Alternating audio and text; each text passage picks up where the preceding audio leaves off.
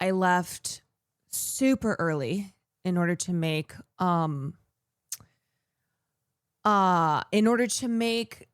to get to the Bachelorette. And then this morning I woke up very early to make it back here. For the last 3.5 hours of my drive, I had to piss like a pregnant racehorse, but I couldn't stop because I had to get home by a certain time because then I had to go meet the person who's sitting Farley this weekend. So I was like checking the time. I said, okay, I'm going to have time to get home and then I can piss when I get home and then I can grab Farley. I need to show you how I got out of the car by the time I pulled up. And there were these girls on my street who were filming some content and they saw me get out of the car and looked very concerned. I just have to act this out for you. This is how I was when I got out of the car.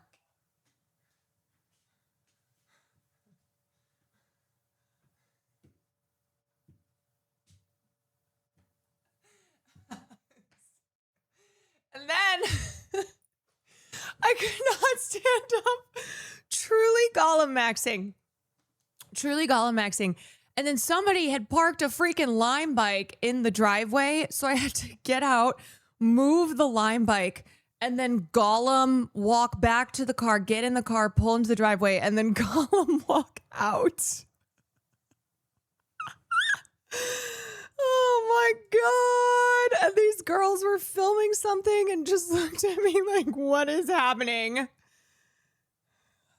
I want to see their reaction so badly. You can imagine. You can imagine what their reaction was. Okay, but your hair looks so good. At least there's that. Thank you. It's the fog and the overcast weather that just is all in my hairstyle. Did you guys do anything cool at the Bachelorette? We did a lot of really cool things. Cutie and I also had to work on tour stuff at one point because the tour's happening this weekend. So she had to leave today to get to San Fran. And then I'm flying out tomorrow morning to go to Seattle.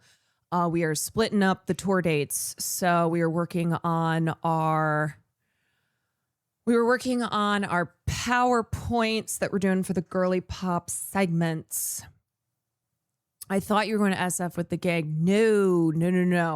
The plan was always that I come back to LA for a day.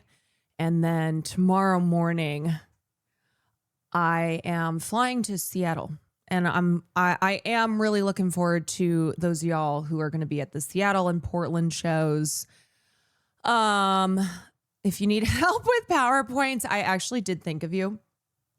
Cutie had her assistant help with it. I had said, because at first for the girly pop segment, she was like, do you want to talk about like the Spice Girls breaking up or just other stuff from pop culture? I was like, you know what? Let's split it up into kind of games that the boys can participate in. So one suggestion was, who's that Nepo baby? Which is going to be really fun. And basically the boys will try and guess who the Nepo baby is. And then there's like some info. And then the other one is going to be match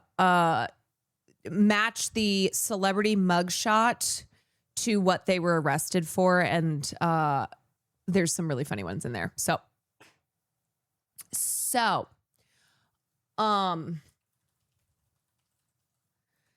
yes, it's gonna be great.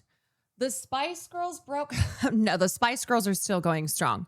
They were actually all just at Jerry Halliwell's wedding, except for Posh, because I think not because of any drama. But she had something going. Well, they always have something going on. I'm so sad I can't make it to the Seattle show I've been to for the past month or two from starting school. Oh, I'm sorry to hear that. I would say maybe next time, but I'm not going to lie. I don't know if there will be a next time. This may be the first and last Fearhand tour. So hope we can just try and but hopefully people will share some videos and clips and stuff. This is gonna ruin the tour. What tour? The world tour. Nothing any of them have said makes it sound like they ever want to be doing this or will ever consider doing this again. Yeah. Yeah. Hence the only reason I'm saying that right now, because they've already expressed enough that indicates they will probably never do the tour again. Austin called me yesterday. We were doing Bachelorette stuff. And so today on my way back, I called him and he's like, yeah, what's going on? So stressed. I'm like, I'm just calling you back. He's like, is everything okay? Like, you actually called me yesterday, so I didn't know if you want to check in on tour stuff or what's going on. He's like, is everything okay with you? I'm like, yes, everything's fine with me.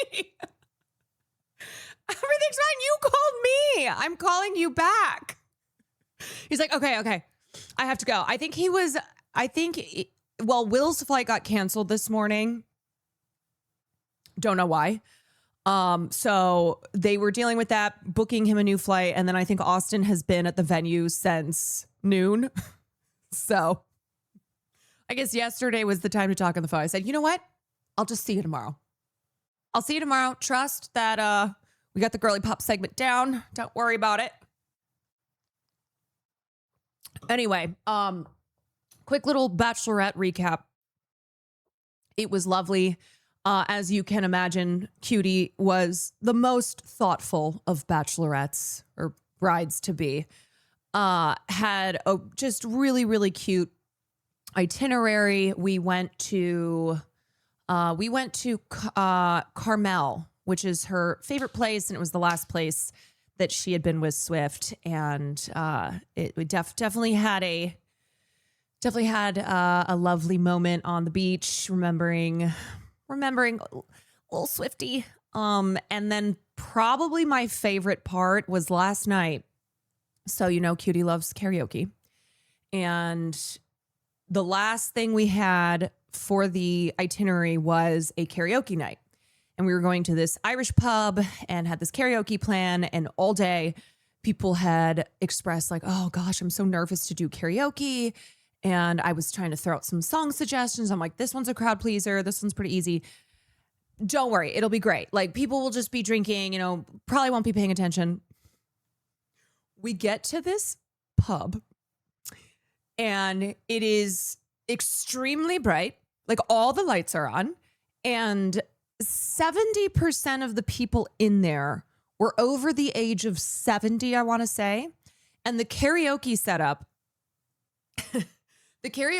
was this woman on piano and then a stand and a microphone, like, not karaoke, not the way that you would think of karaoke. So we walk in and I see everyone's faces and there's just terror, and Cutie looks terrified. He's like, oh my God, this is not the vibe. This is not the vibe.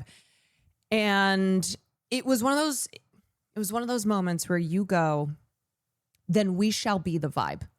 If you walk into a place and you're concerned that it's not the vibe you thought it was going to be, then you be the vibe. So I told her, I was like, we're going to bring the vibes. We're going to have a great fucking time here.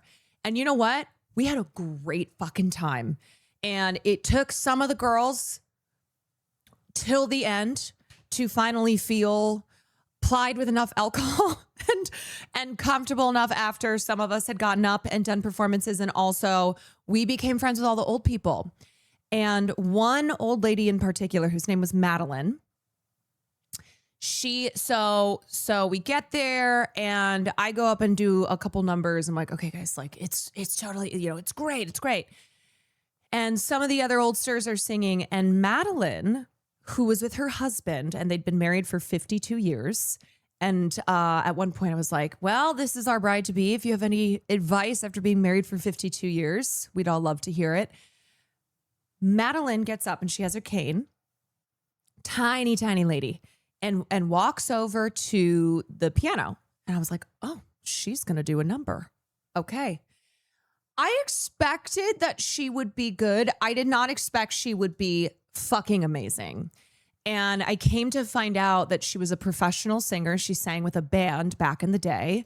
And I guess she performs still around Carmel.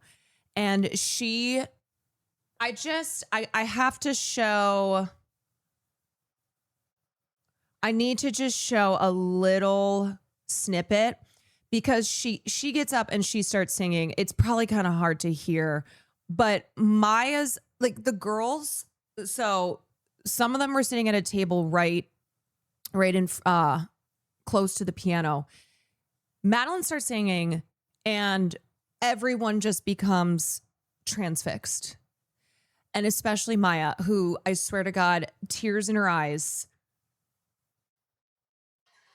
Okay, let me see if I can.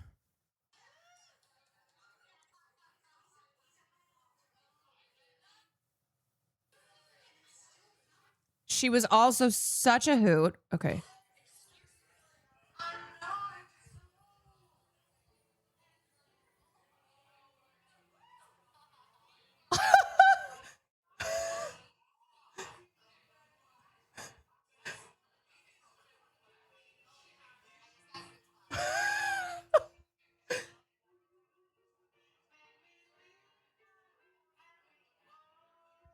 It's probably hard. You probably can't hear it, but here.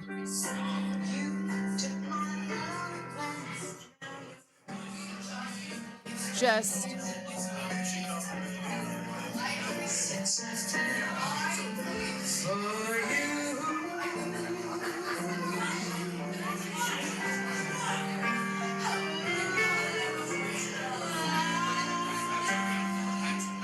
isn't that amazing? I'll probably post some stuff on Instagram later because I didn't really post much.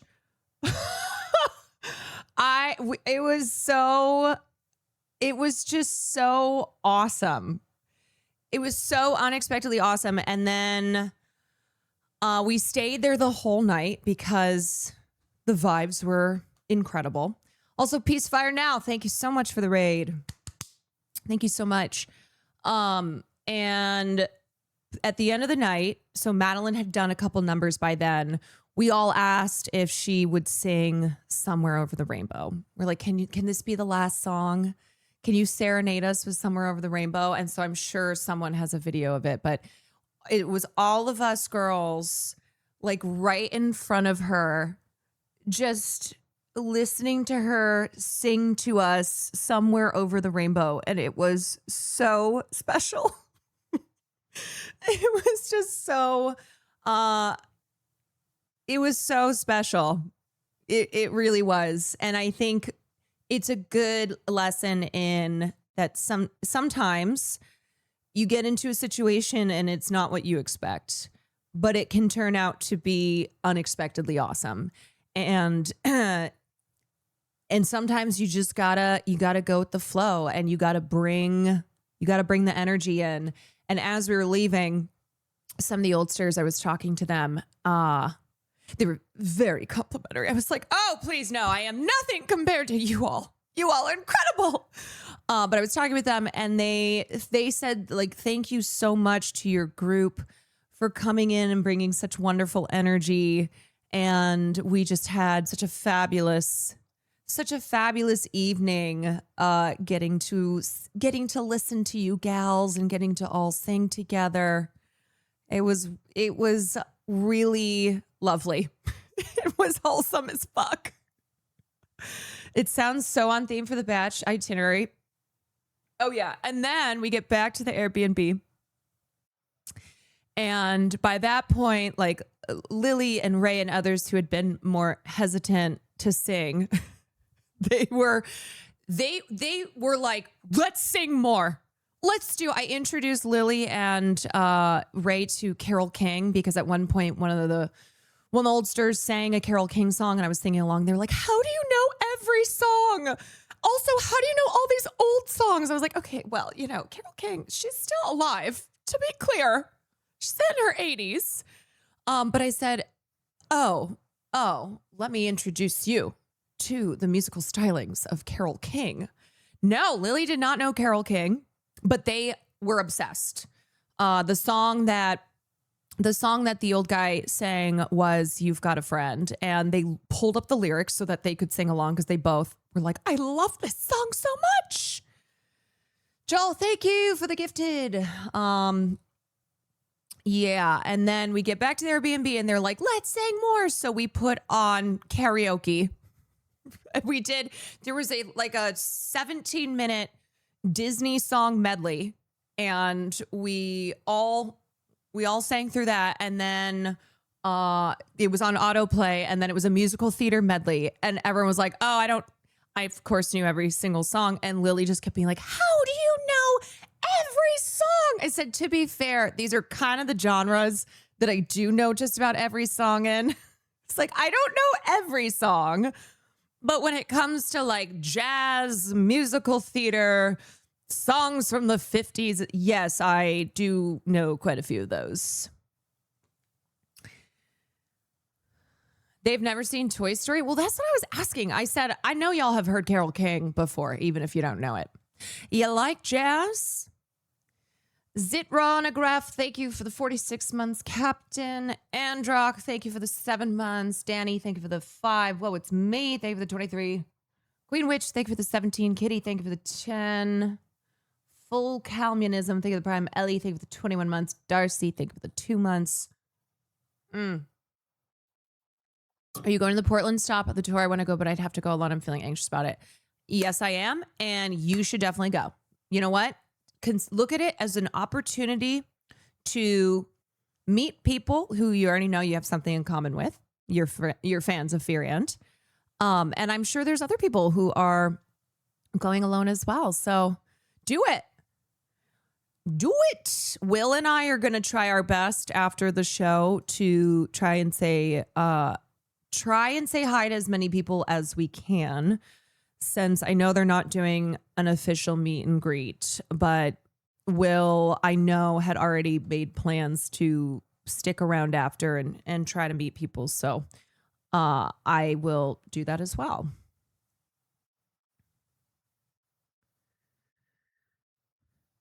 If I go, would you take a picture of me in Austin show? A picture with you in Austin show? Or do you want me to take a picture of you in Austin show? Because yes to both. If you want me to take the photo of you in Austin show, I'll be happy to. Excited to be watching this stream on my from the front row of the show. That's right. Hold it up. Be careful. Did you see Trump mention Hassan? No, I did not, but I would be really shocked if Trump then were to mention me.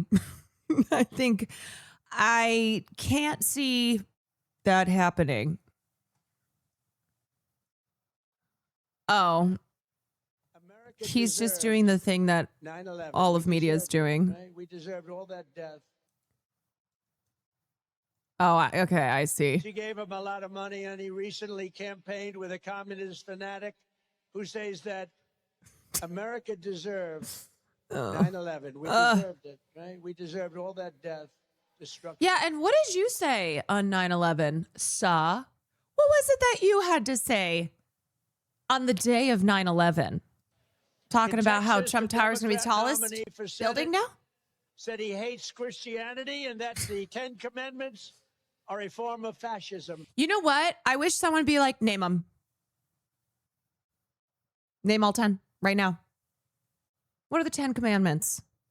List them off right fucking now. She gave him a lot of money, and he recently campaigned with a communist fanatic who says that. You know what? Name 2. Name 2. Is any of the Fear and Tour being recorded for later viewings or just for the people? I don't know the answer to that. I would say I kind of don't really know a lot of the technical questions. One show's being recorded. Okay. Y'all probably know more than I do. I'm just showing up and doing an episode And then I know nothing more. One's confirmed, the others no, because they have to pay to record it. Okay, so there's, I don't know which one they're planning to record. Maybe LA? I don't know. Mickey of the Mist, thank you for the tier 1. Mr. Brightside, thank you for the 5 months. Mars, thank you for the 15 months. Wish there was one where both you and Cutie were on. I know, but yeah, when I was leaving, when I was saying goodbye, I was like, okay, I'll see you. No, I won't see you. We'll be 2 ships passing in the night. Since the reason I'm doing it is because I'm doing the shows that she couldn't do.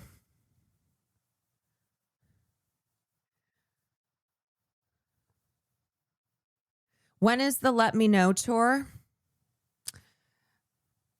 That will be a fun surprise.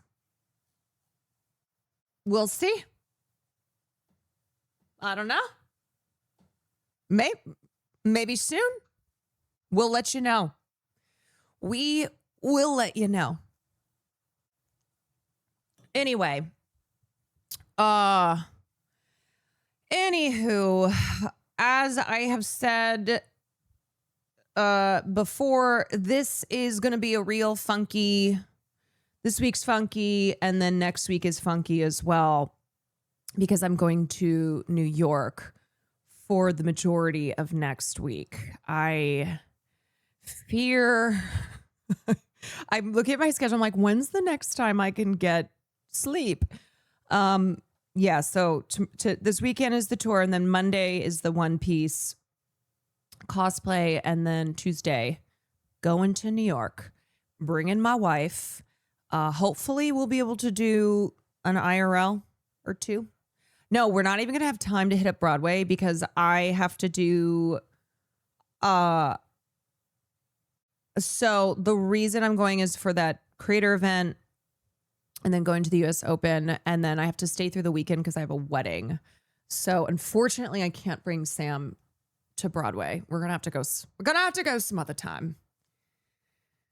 Are you staying in Trump Tower? Not unless I'm planning to do arson, which I'm not. That's a joke.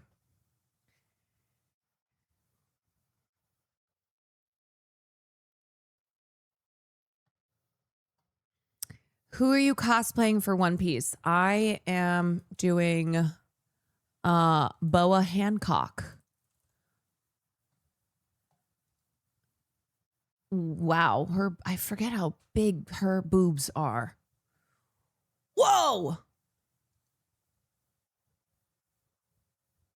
Forgot I was supposed to get my boob job. When am I going to get my boob job?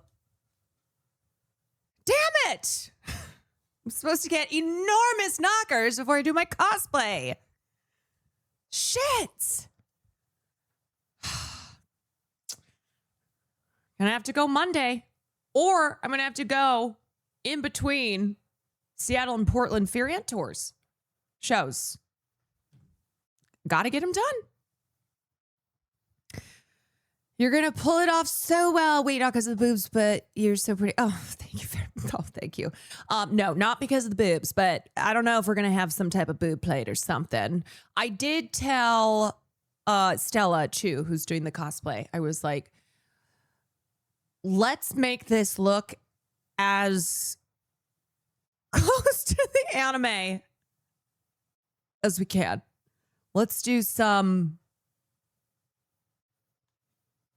stuff. Yeah, I'll just borrow Christy Gnome's husband's breasts. I'll just borrow those. Speaking of your wife, this was recommended to me today. Your friend comes home drunk and joins your spirit broken, ready to summit this mountain. I don't think I've ever been this drunk on stream before. This is going to be an experience. I'm excited. 1.5, which is probably her having had like 2 vodka cranberries, maybe. Slattern, thank you for the 5 gifted subs. two vodka cranberries, and she's like, I'm blacked out. Steph, thank you for the 43 months. Lunchy, thank you for the 16. Nash, thank you for the tier 1. Spider monkey and a half sheep. Oh god. Sam does this thing where she doesn't like to finish things. So she'll have a drink and she will not even be halfway on the drink. And then she'll want another drink. I'm like, no. You have to finish. I'm like, she's like my child. I'm like, you have to finish your food. You have to finish your drink. Fire. Sorry. Where? Oh, I slipped. Here's task 1. This good time is 2. Night. Cutie McBooty, thank you for the 10 gifteds. The baby tonight. It's gonna be so. Hands up. Okay, you know what? And it's fine because it's not even my job to do this. Wait, I don't know. Have you ever tried Monostat 1? Because that shit is like battery acid. You could totally. You're flying Monostat first into the fucking ether, bro. Why are your hands behind your back? Mocha every morning. Me? I'm dainty. Look how I'm about to Monostat, a great chaser with vodka. deliver some sort of like harrowing news. The queen has fallen. It is now your turn to carry the kingdom to victory. Great. And then I had a Red Bull and vodka and a half. Oh, it was Red Bull, it wasn't Cran. No red kebab. That's why she's extra crazy in this clip, because she had Red Bull vodka. Red Kavadbull. Red Kavadbull. The way the cookie crumbles. Here Are you I go. down? No, I can survive this. I didn't survive it. You were dry humping the shit out of that wall. I don't know what. So there's been a couple nights that I have mixed like Sam with my degenerate group of friends, and there have been a few instances pretty much every night that any night she's gone out with us, where when she's done, she's done. She'll order her Taco Bell and then pass out on the couch, and they'll be like really just starting to get into the after party, cranking the music, and she'll just be on the couch, and they're like, do we need to turn the music down? I was like, no, she's chilling, she's great, don't worry about it. Just keep going per usual. No, she's totally happy to be on the couch. She's just resting, and she would rather be where the party is, but just not participating. Like, she's there, but she's not there. And it's ideal. I'm about to ask the mountain, what are we? Okay, climb. Go straight up here, and I'm. Oh, no, do that. Oh, here we go. My bones are broken. Hey, welcome back. What's up? It's me, Sandwich, guys. Welcome back to my channel. Today we're going to be wrapping a hot dog in 16 other hot dogs, and then we're going to be deep frying it. On a crazy Monday night. All right, fellas, I'll catch you on the flip. Red Cran. I love when she gets silly giggly like this. Doesn't take much. One Redka Vodbull and a half. That's it. That is relatable as an introvert. Yeah, Sam is I would say, equal mix of extrovert, introvert, where she would like to still feel included in the party, even if she is done participating in social stuff. So I tell people sincerely, she's very happy to be here on the couch, not participating, but still here. So you don't have to adjust anything. She wants this to be how it's happening. Just happily listening in the corner. This happened on her own goddamn birthday. When I hosted her birthday, and I had invited a couple of my friends, and then once most of the people had left from the party, then they started like playing DJ set and whatever. And then Sam just curls up on the couch. She's like, "Can you bring me a makeup wipe?" I was like, "Yeah, I got you." She's like, "Can you bring me a blanket?" I was like, "Yeah, I got you."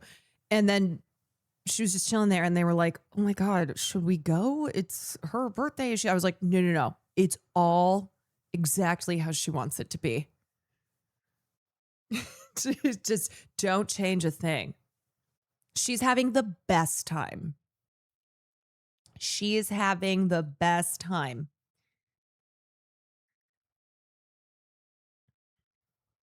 Yep. Okay, so I'm waiting for my brain to turn on so I can talk about some things that I have planned. I'm waiting for my third caffeinated beverage of the day to hit my bloodstream and make my brain go zing. I think we're almost there. Take your time, Queen. Well, I don't really have time. I'm still on a pretty strict schedule because I got to stream, and then Chris Melberger and crew are in town, and I'm like, fuck, tonight is the only night I can say hi, and they really want to say hi. And we were going to try to do a thing earlier when I was going to be home for like 2 seconds. I'm like, Sam and I were coordinating it. We're like, why don't you come by? It'll just be like a, hey. And then I went, that's insane. No, we're not doing that. It's stupid. I'm just going to make this work. Yes. And I have to, I'm not even going to worry about all the stuff I have to do before I have to fly out tomorrow morning. That's a problem for later. So for tonight, here's what I would like to try and cover. The last Reckless Ben video was insane. Is this the one where he has infiltrated the abusive camp that teenage girls were sent to? What Paris Hilton went to? The boarding school or whatever they're calling it these days. Yeah, I want to take a look at that sometime. I don't know if I'm going to do it tonight, but is this the exact one that Paris Hilton went to?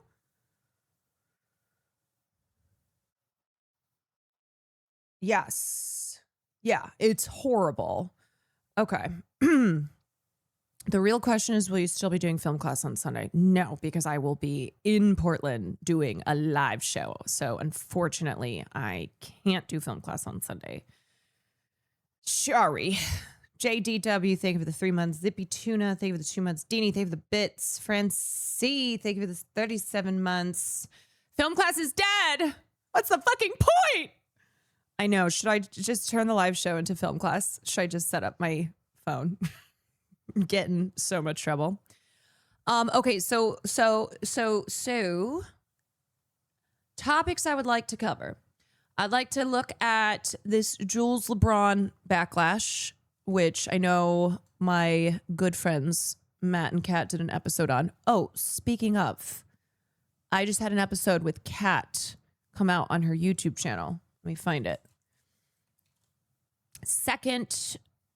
Her second YouTube video of all time. Wait, oops. Hold on. How do I copy this freaking? Oh, there we go. Okay. Yeah. Great. Here we go. Here we go. It is titled How Brad Pitt I can't speak. How Brad Pitt Keeps Getting Away with It. And it was me, Kat, and Ofi Doki, who's also an amazing commentator on YouTube. And you should go and follow her. She's awesome. So we did that video that came out today. If you need to get your fix this weekend when I'm gone, there you go. So I want to talk about this Jools Lebron situation. Look at what the hell Gwyneth Paltrow. I was going to try to do a pun in there with fascism, but Gwyneth fascism is up to. Also what Mark Ruffalo comments that he made, and don't worry, he stays woke as hell. And then it's fuck Gavin Newsom because he made some comments on the Paramount deal. And then, yes, I did see the Anna Faris thing, which we can take a look at as well. I stand before. And then I don't think I'm going to cover this tonight, but sometimes I like to mention things I want to talk about to just mentally put a pin in it. But I do want to cover this at one point. I don't know if anybody saw this awful story in Rolling Stone. I haven't had time to finish it yet. But this is about Reggie Watts, who is a comedian. He mostly, I think, is known from Comedy Bang Bang and Late Late Show with James Corden. His ex-girlfriend just recently died of suicide, and her family and friends have said that she basically became addicted to ketamine because of Reggie Watts, and it was like the ketamine fueled also mental health struggles that he seemed to play a role in, and it's a really awful story. So I will probably cover this at some point. Apparently it's open knowledge that he does ketamine. And let me be clear. Ketamine, like other drugs that are prescribed for mental health reasons, can be life-changing for some people. Also, doing it recreationally, it can be, it's not inherently bad. Of course, yes, it's a tool if used in the right setting. Right. But that did not seem to be the case with Reggie Watts and how he seemed to contribute to the decline of his ex-girlfriend, Catherine McCullough. And I've been seeing a lot of comments on this guy, and he seems to be a real fucking asshole. It's crazy seeing all the copium in the comments of the posts about this. Yeah. So, anywho, just put a pin in that. And if you want to read this piece in anticipation of us covering it, I will link that there.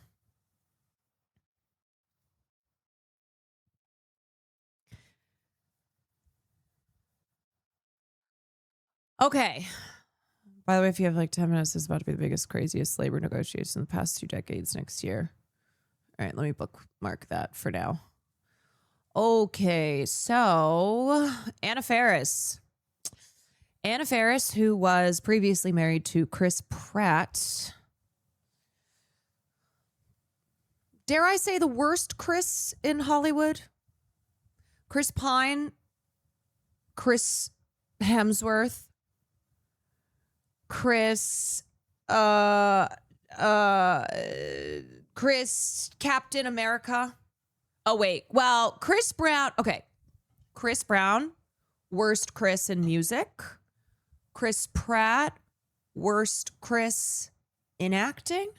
If I get specific. Crisp Rat. Okay. So Chris Rat is now married to Katherine Schwarzenegger of the Schwarzenegger family, and Anna Faris has a 14-year-old son with Chris Pratt. And if you remember, at one point, Chris Pratt had made comments after he and Catherine had a child. Comments on son. Yeah. So he had said, yeah. Jack, who is the son that he has with Anna Faris, Jack was born a preemie baby and so had a lot of health complications early on in his life. And when Chris Pratt had a daughter with Katherine Schwarzenegger, he made a post thanking her for a gorgeous, healthy daughter, which I already think is weird when a man is like, thank you for my child, because it feels not like that's also your child, but instead like an object, you know, maybe if it's not Chris Pratt, I can be a little bit more generous to somebody feeling like very grateful to have the child. But because it's Chris Pratt, I'm like, no, you're a fucking weirdo. Okay. Anything you do is just weird. So he thanked Katherine Schwarzenegger for giving him a gorgeous, healthy daughter.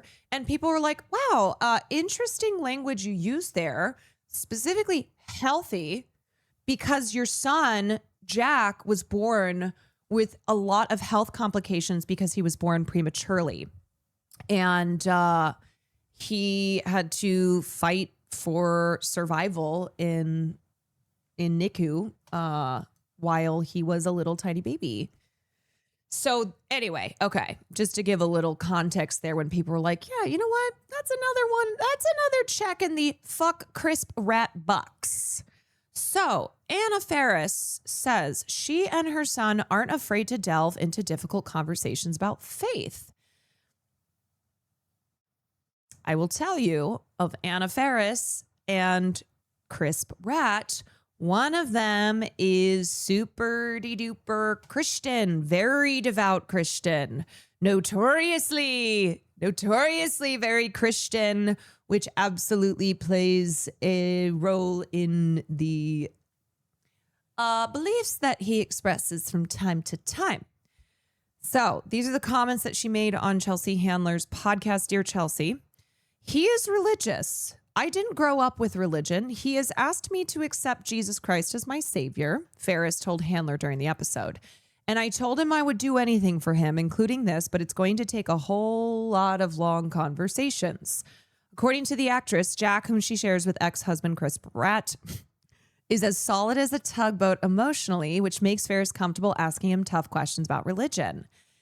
He just doesn't get easily jarred. He handles situations really well, she explained. He's impressive, actually, because I try to challenge him. I'm like, do you think it's a luxury that you get to be pro-life? Do you think that's kind of a luxury? And he's like, maybe. Or I'll say, what do you think of this mega pastor that's kind of a grifter? And he's like, oh, mega pastors are the worst. So it's like, okay, he's getting there. I'm appreciative that he's examining religion the way he is in terms of recognizing hypocrisy, starting to recognize hypocrisy. And I'm appreciative that we can have these long conversations. Well,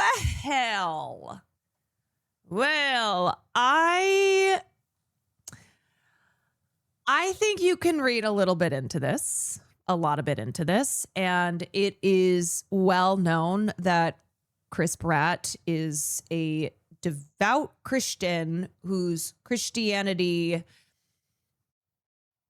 is more on the side of like the bad kind, let's just say. He is definitely conservative, and he's one of the, I would say, the type of Christian who helps to give Christianity, evangelical Christianity, like a bad taste in a lot of people's mouths. He's very chatty, very conservative. And this is his son, who he's clearly influenced, I would say, because it's definitely not coming from Anna Faris and probably coming from Chris Pratt and Katherine Schwarzenegger. Hillsong, the weird Hollywood megachurch. Yes. And now Anna Faris is having to have these conversations with her child where she is like, okay, I'm not going to tell him he should not pursue his religion and be interested in religion, but he needs to understand how to separate like religion from the institution of religion and how powerful figures use religion to be very be hypocrites and to strip rights from people in the name of Jesus. She's trying to make him see the contradictions of the church and religion. Yeah, so she's probably like, you know what? That's awesome that you are into Jesus and you have expressed this interest in Christianity. However, let's make sure that we don't go down this path of religion. Yeah, Chris Pratt is definitely no Alan Richardson. No way. The type that would say Jesus loved the poor and then say how homeless people are a waste of space. Yeah. The type who use Christianity as a shield and use it as a way to harm other people. And it's like, wow, I don't think that's what Jesus was all about. In fact, I think Jesus was a socialist. If you have even a basic understanding of Jesus's teachings, Jesus cared very deeply about the poor, the sick, those who were at the bottom of society. Not the ones at the top, not the rich and the powerful. No, and they hated Jesus.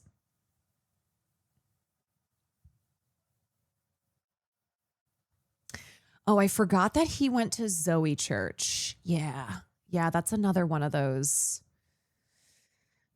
That's another one of those kind of sketchy megachurch vibes.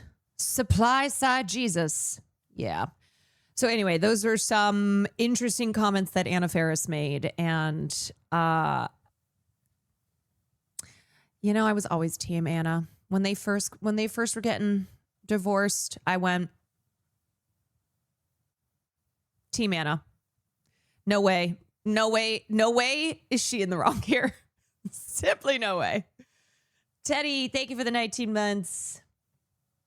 We all were. No one cared about him. When did they get divorced? Anna Faris, Chris Pratt, divorce.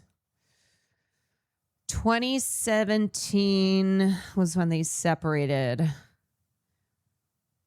Yeah, I think by that point, he was no longer Chris Pratt from Parks and Rec.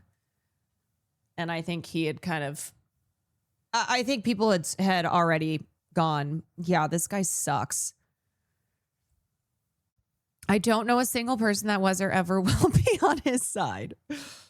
Well, Katherine Schwarzenegger. I made similar comments to my parents after I was converted to an evangelical cult at a summer camp in my teens. I mean, whom amongst us has not been converted into an evangelical cultist when they were a teenager? Me.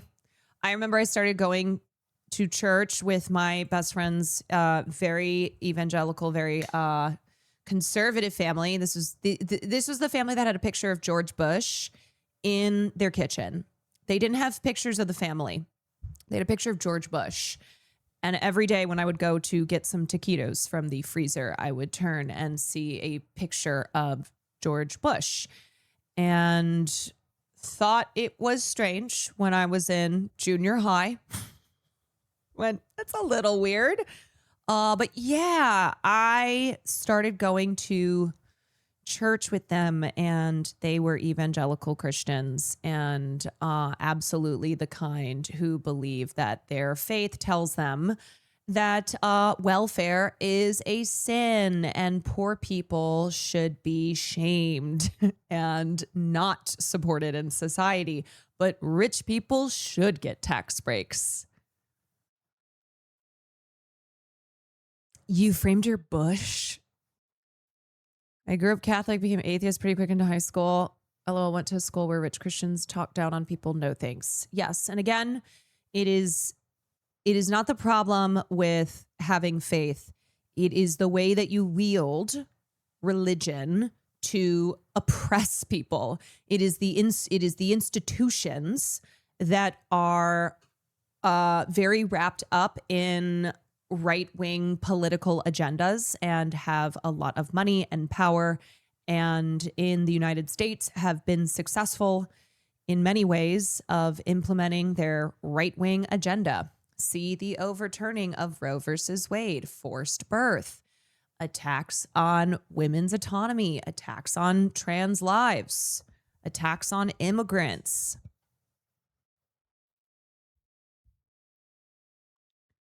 You're kind of describing a scene from Curb. Nervous wreck. Oh just Well, be what did I do excited. this You're going to morning? be great. I'm going to destroy your entire show. Don't you Oh, understand? please, no. You're doing a great job. The people, they're going to love you. You're going to get out there and have, you're just Why going are they to going to love love me? it. People dislike me 'Cause you're intensely. great. Oh, The audience is not going to love me. yes, they are going to love you. They'll People never would have let you do the show. intensely. What are you doing here so early? Oh, I have to get here early every single night. I do have rituals. Oh, you got some OCD stuff. Yeah, lots of them. Really? Lots of them. What do you got? Oh, God. Pacing, then I Yeah. had pedal counting. I think I'm going to bang my head against the wall, maybe 50 times. You don't want to do that. No, I do. I'm going to Yeah, bang it okay. against. Well, because my mother used to say that to me when I was growing up. You know, go bang your head against the wall, and I took it literally, and I did. I used to bang it against the wall. I think that's why I got this condition in the first place, because I would listen to my mother. Thank you, by the way. That was so sweet of you with the guy with the handbag. That was dangerous. That was really dangerous.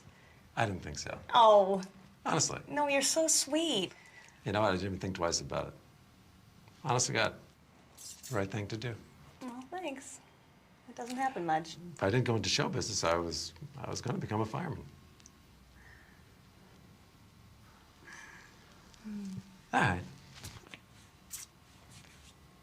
I've been thinking about that 10th anniversary present of yours. You want to come in? Sure. Close the door.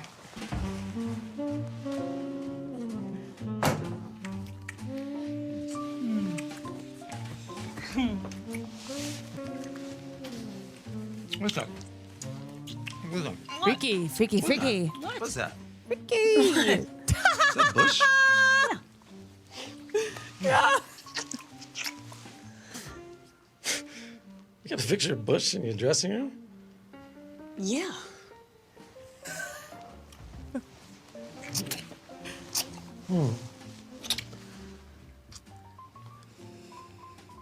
You're a Republican? Yes, Larry, I'm a Republican.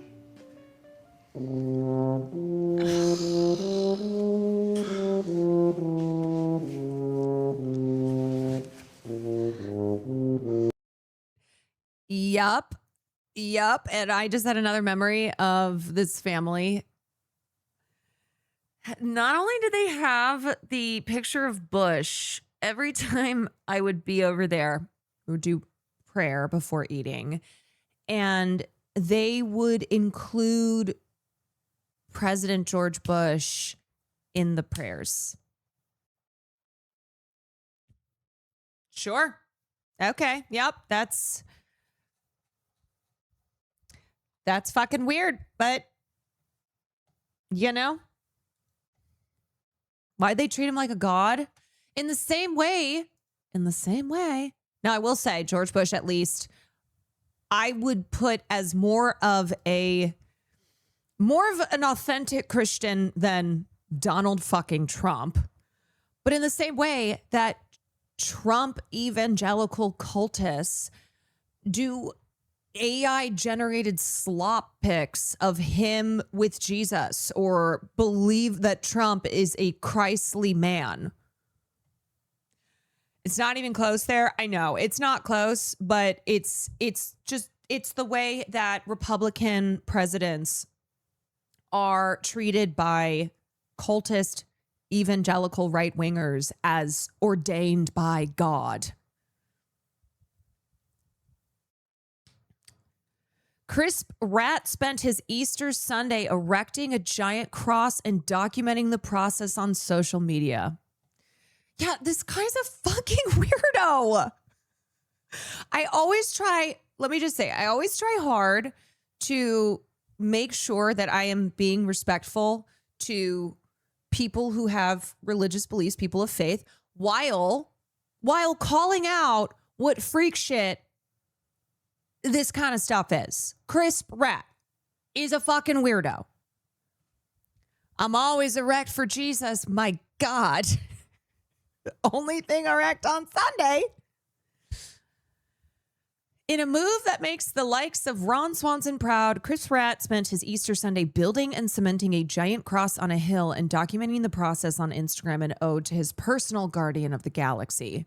A devout believer, Pratt recently said of his son Jack's premature birth with wife Anna Faris, it restored his faith in God. Not that it needed to be restored, but it really defined it after the two prayed a lot for him. Jack was born in August 2012. Okay, dude, that's fine. But like, this is weird shit.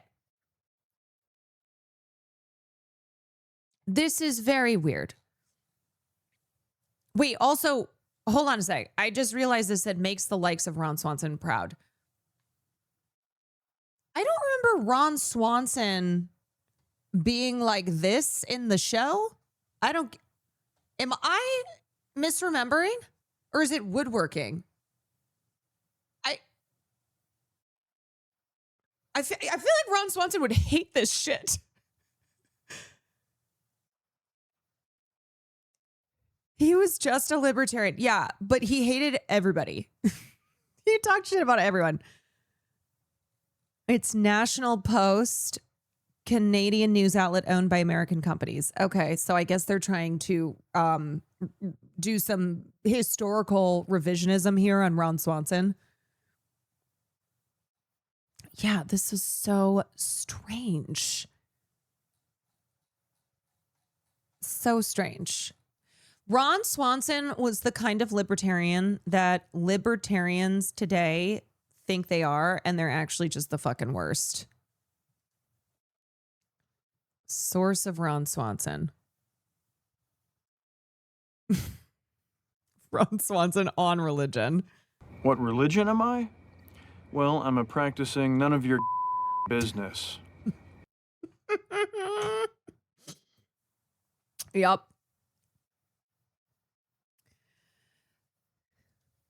That's the type of libertarian that is only written in a fictional show. And instead you have like Rand Paul style of libertarianism. That's the real libertarianism. Megan, thank you for the 21 months. Calavere, thank you for the prime. Hogan, thank you for the gifted. All right. Let's take a look at Mark Ruffalo's comments here, as well as Gavin Newsom's, since this is on the same topic. And that is Paramount. The proposed the Paramount Warner Brothers Discovery merger that I have covered extensively. And on one side, you have Gavin Newsom, who's saying that he would really like the settlement to happen.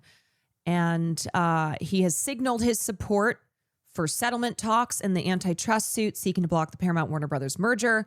And in case you don't know, that is not a good thing, because a settlement favors the Ellisons. Right now, the Ellisons are on a real crunchy timeline because come October 1st, they have to start paying out $7 million a day to the Warner Brothers Discovery shareholders, because David Ellison claimed that he was going to get this mega merger done in like 6 months, where for a mega merger of this size, it typically takes at least a year because of all the legalities, all of the signing off that has to be done, the various institutions that have to agree to this, and then the challenges. So it was incredibly egotistical of David Ellison, which is not shocking. And also, I think he overplayed his hand. I think he thought that his cozy relationship with Donald Trump, the Ellisons, very close, financially mutually beneficial relationship with Trump, meant that they were just going to get this deal done. But right now, this deal is facing a lawsuit by 12 states, headed up by California and our AG, Rob Bonta, as well as the Writers Union is suing, and a shareholder from Paramount is suing as well. So there are 3 parties that are joined in the lawsuit to block this mega merger. So Rob Bonta, the AG, responded to David Ellison's threat to move Paramount out of California if they don't settle this deal. He responded to that and said, that's blackmail. Go fuck yourself, which great, because it is blackmail. And David Ellison is clearly scrambling to get this deal through, or else they're going to have to start forking over a shit ton of cash. So fuck Gavin Newsom, but also not surprising that he is siding via his stance here. He is siding with the Ellisons no matter what he says. When asked about his stance on the controversial merger and the antitrust suit from 12 states challenging it at a press appearance in San Francisco, the California governor gestured to remarks made by the state's AG, Rob Bonta, earlier in the week. Look, I was appreciative.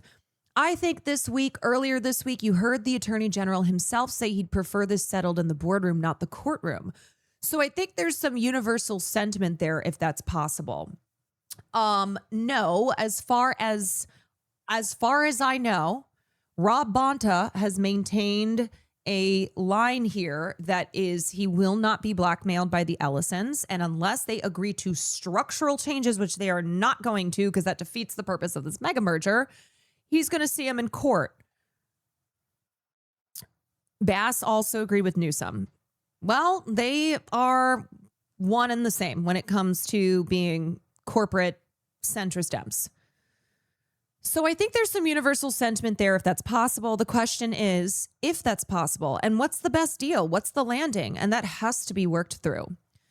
The governor suggested that talks were already happening to determine a way forward for the parties. That's a process that's unfolding, I assure you, in real time. I know there are many meetings that are going on, and there's a lot of conversation about what that could look like. But the AG is not just representing the state of California. He's also part of this coalition with a dozen other states. So we have to be mindful of that coalition as well. This is the most centrist ass statement ever, and it's very classic Newsom. His remarks followed a report in the WSJ on July 31st stating that the governor was concerned about the state's antitrust suit. The story reported that, wary of potential consequences for employment in California, Newsom had encouraged Bonta to find a solution out of court. Sounds as if Gavin Newsom is putting pressure on the state AG, Rob Bonta, to settle this deal. At the time, the governor did not confirm or comment on the record about his stance. Well, that changed on Friday when asked about a recent threat made by Paramount Skydance CEO David Ellison to take one or two of Hollywood's remaining historic studios out of California if the antitrust suit isn't resolved by October. Newsom said he was taking the remarks seriously. No, he should say to David Ellison to go fuck himself. He should tell David Ellison, who's a MAGA billionaire, so should be Gavin Newsom's enemy here. If Gavin Newsom, being a Democrat, is all about opposing Trump and Trump's allies, he should call bullshit.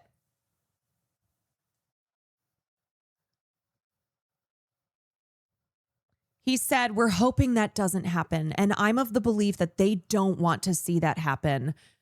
It's not, I don't think, in the company's long-term interest, but I take it seriously. I like that he is ascribing motivation to David Ellison. That is, David Ellison cares about Paramount, the company that he merged with his company, Skydance. And that David Ellison cares about the film industry. No, he fucking doesn't. He added that he was talking to people on all sides of the debate, given the stakes for California. I'm very mindful of what this means to the state. I'm concerned about the state, our reputation. Okay, then you should full-throatedly oppose the Ellisons, oppose this deal, oppose all of the shenanigans they're trying to pull.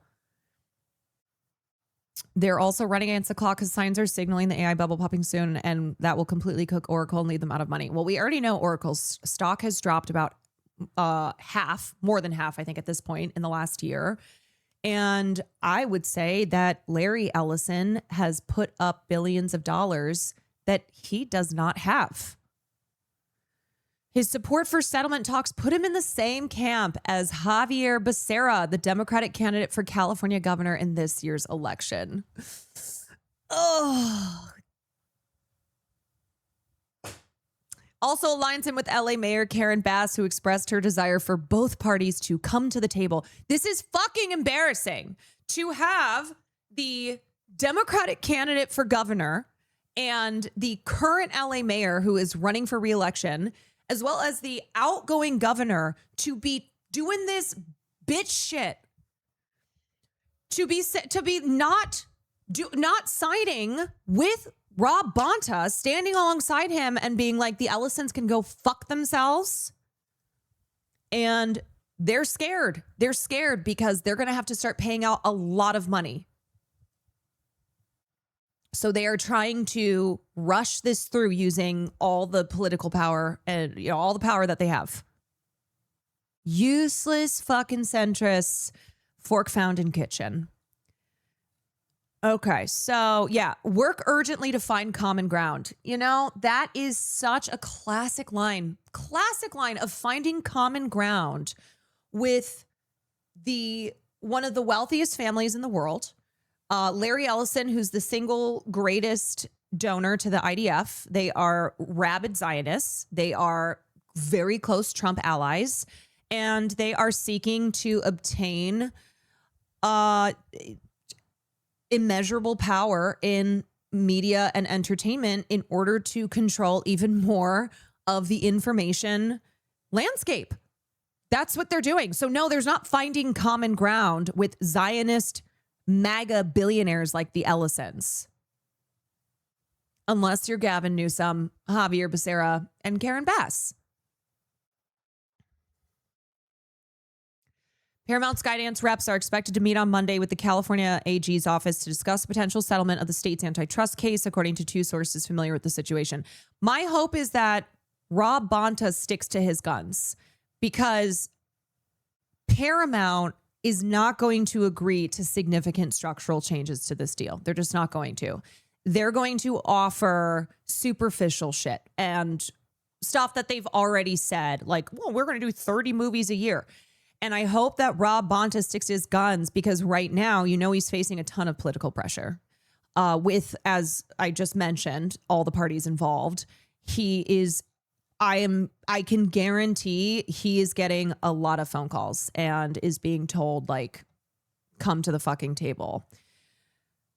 So I hope he doesn't cave to that. I hope he stays focused on the fight here. Paramount's been pushing hard for a deal to allow its $111 billion merger with Warner Brothers Discovery to close. The deal is currently on hold pending a March trial in federal court in Oakland. Okay, here is Mark Ruffalo going scorched earth on the merger. Man, wish Mark Ruffalo were our mayor / governor. Mark Ruffalo is not staying quiet.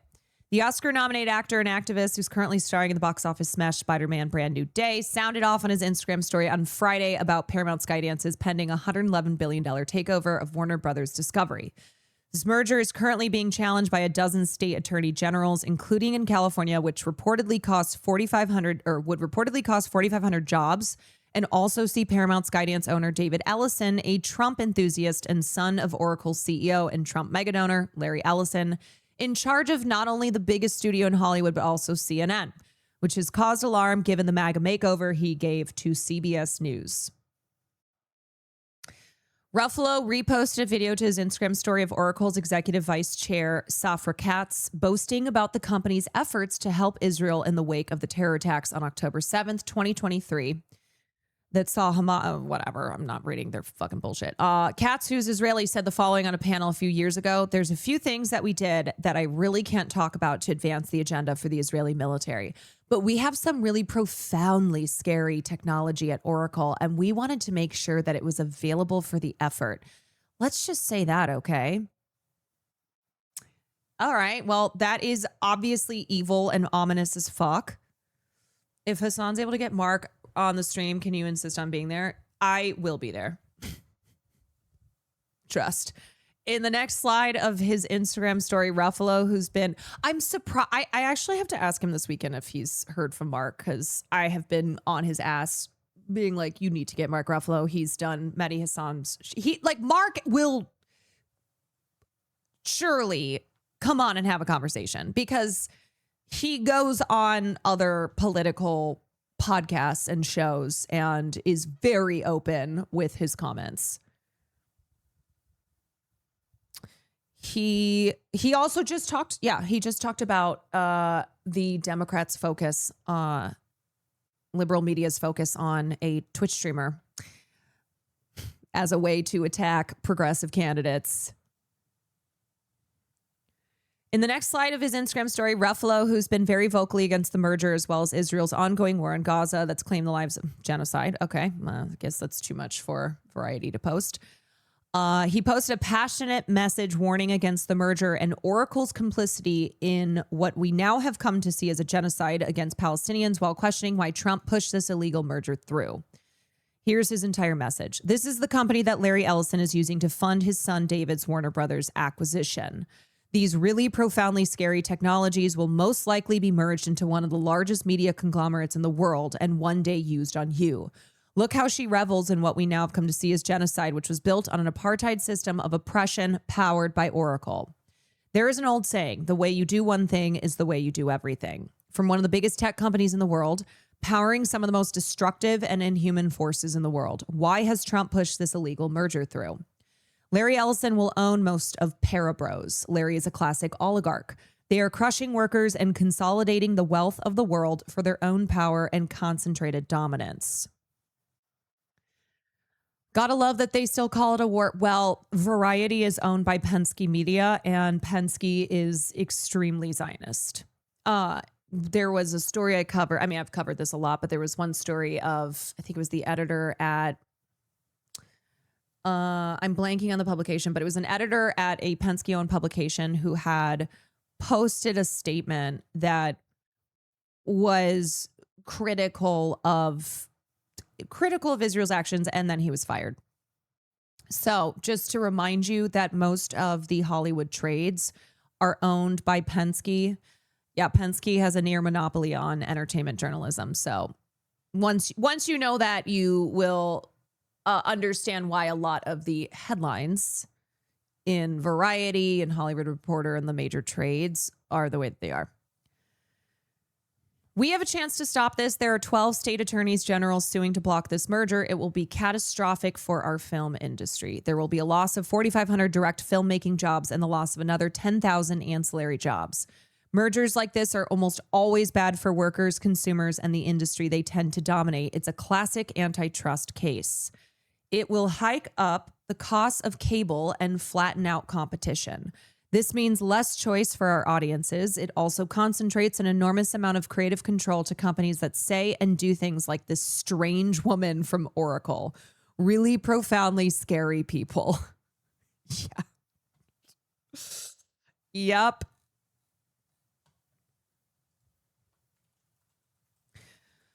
What'll end up happening is that Warner Brothers will merge, but Oracle will collapse soon after, inshallah. And so Warner Brothers will eat all that debt and take Paramount with them on the way out of the merger in a few years. Literally the exact same thing that happened with AOL Time Warner. AOL pretty much used the merger as a way to get golden parachutes from the shit show they made. Yeah. So obviously want to see Oracle collapse, but not good for the state here of the entertainment industry, which employs a lot of people who are going to be harmed either way from this merger.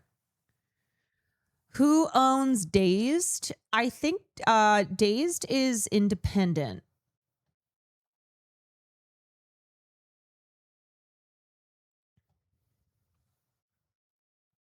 An $11 billion merger between Paramount and Warner Brothers Discovery has hit a major roadblock after California's Attorney General Rob Bonta and 11 other states sued to stop it, citing antitrust concerns.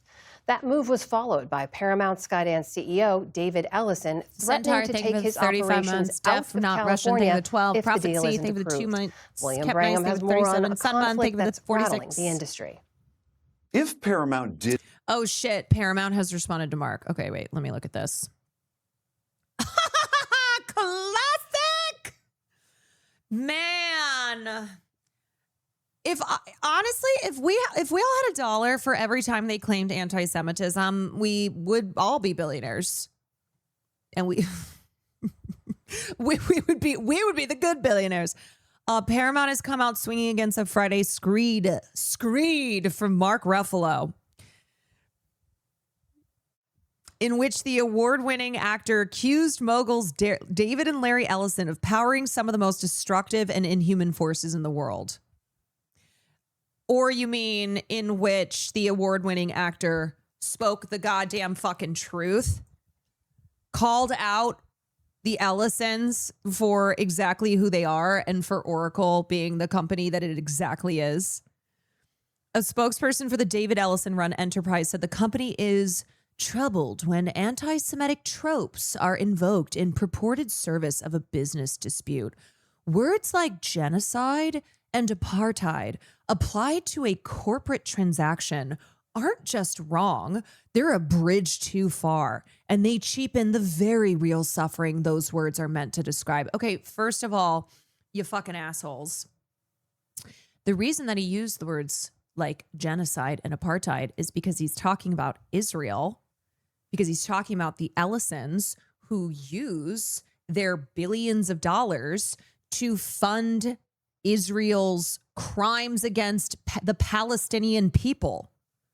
That's why he used words like genocide and apartheid to call out a genocidal state that is supported by the billionaire family, the Ellisons, who have a vested, transparent interest in owning even more of the media and entertainment landscape than they do now in order to ensure that their interests are all over our media and entertainment. That's why they've turned CBS into what they have. That's why CNN, I guess, is not Zionist enough for the likes of, not MAGA enough. CNN, they probably look at and are like, yeah, you know, Jake Tapper and Dana Fash are doing a good job with the Zionist messaging here, but not MAGA enough, so we need CNN.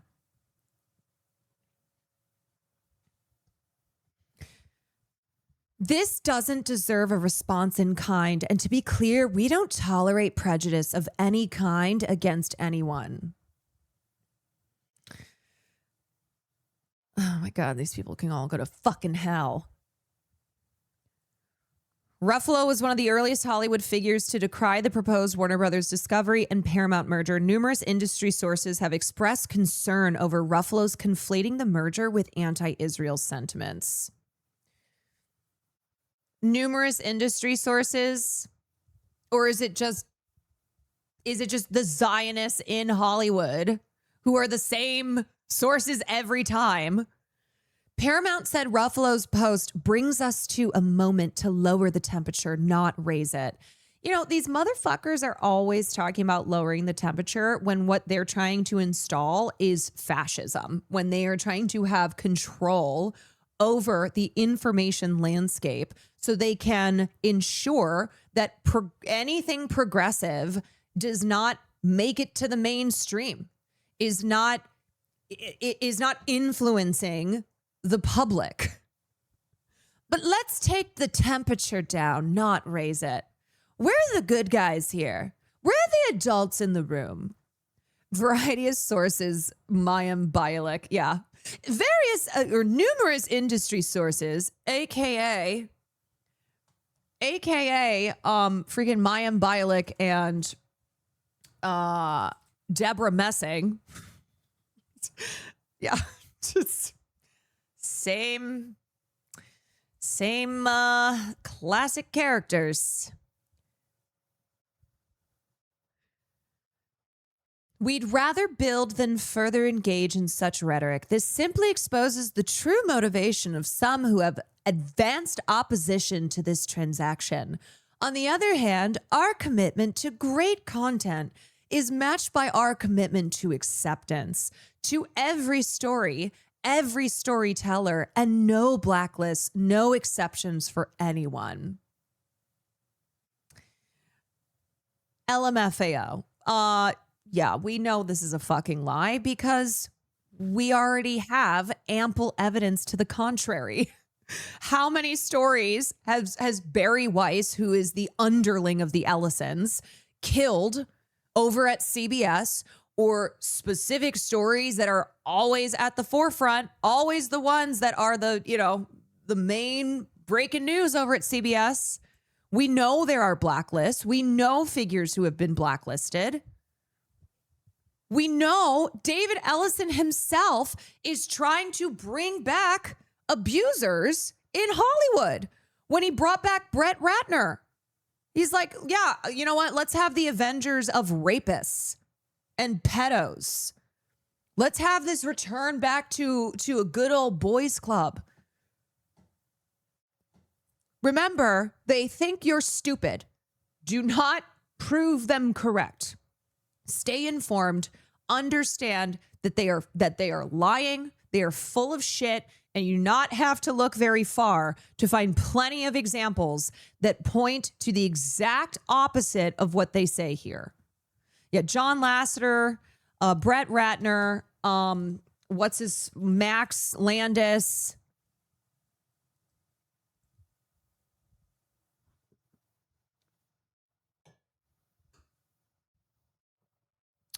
Oh, brother, this guy stinks. Yeah. Did leave California, and that is a big if. It could mean thousands of jobs and billions of dollars leaving with it, dealing a serious blow to the state's already struggling entertainment industry. But a new report commissioned by LA County indicates that a successful merger, with its consolidation and elimination of overlapping positions, would also cost jobs, nearly 4,500 of them, and see several $billion in lost wages in the first few years. David Ellison's departure threat has made Los Angeles Mayor Karen Bass change her tune on the merger. After initially opposing it, she's now calling for a quick resolution of the Wow, I'm so shocked. Karen Bass, who's facing re-election, who is being challenged by Nithya Raman, who I have my issues with Nithya, but is significantly better, is way more progressive than Karen Bass. Wow, I'm so shocked. Karen Spineless Bass has changed her tune on opposing the merger. State antitrust case. So for more on what is at stake here, we're joined by Matthew Bellany. He's the founder. Have you seen the bots who are going around and making up stuff about why Mark Ruffalo isn't in any of the Doomsday publicity stuff? It's just like, I mean, that's the fucking internet now. It's just bots being deployed to conduct, do smear campaigns, to spread disinformation. Partner of Puck News. Matt, thank you so much for being here. As I mentioned, the merger is stalled right now because the Attorney General, Rob Bonta, and all these other states have got this antitrust case against the merger. And now, as you reported, and you broke this story, David Ellison is threatening that if the merger doesn't go through by this fall, we're going to pull up stakes and leave LA. How seriously should we take that threat by him? Well, it's definitely a threat, and he's definitely using it as leverage. And he made the threat because he felt that he had no other option because the attorney general would not even meet with him. So take that with a grain of salt. But I do think Ellison is serious about this. Remember, he's the son of Larry Ellison, who is the controlling shareholder of Oracle. And Oracle did exactly that. When it was fed up with taxes and regulation in California, Ellison moved to Texas and then Tennessee. And now we have his son making a very similar threat when he's not getting what he wants out of the state. And there are plans afoot. They have had conversations with Tennessee, Texas, Georgia. There's one other state in the mix we don't know about. But this is a serious threat. There's been... Okay. All right. I'm calling bullshit. I'm calling bullshit, and sorry, but Pixar didn't happen.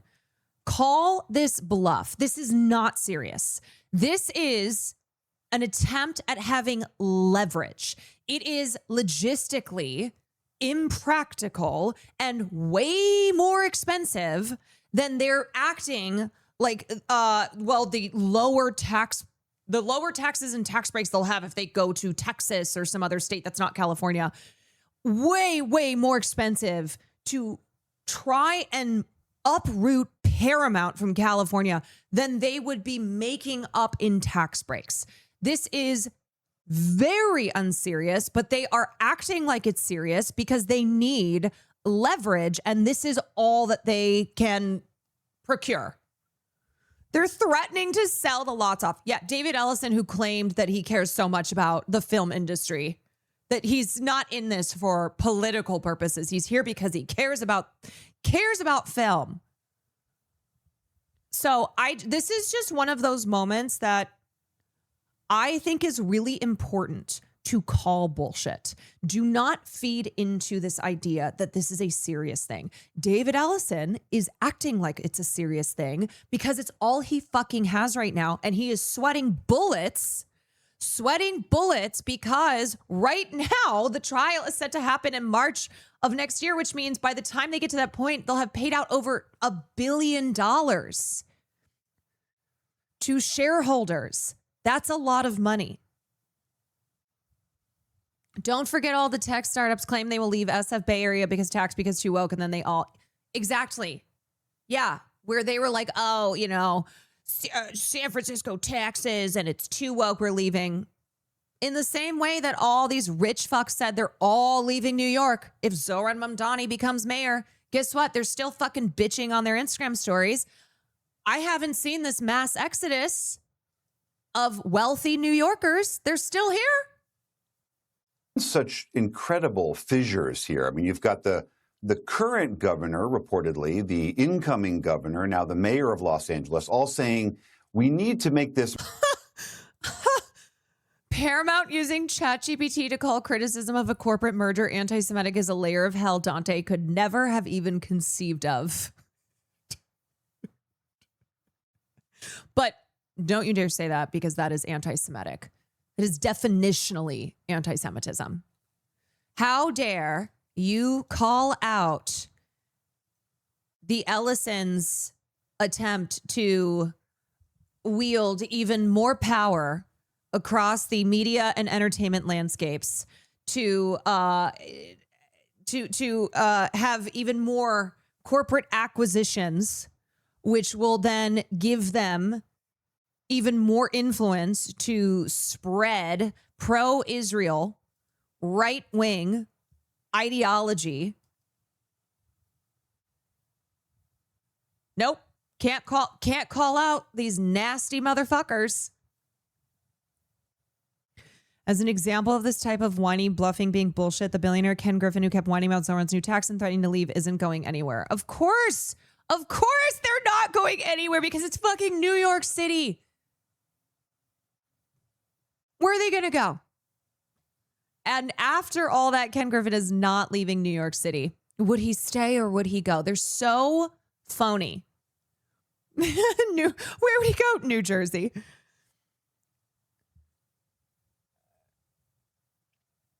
Yep.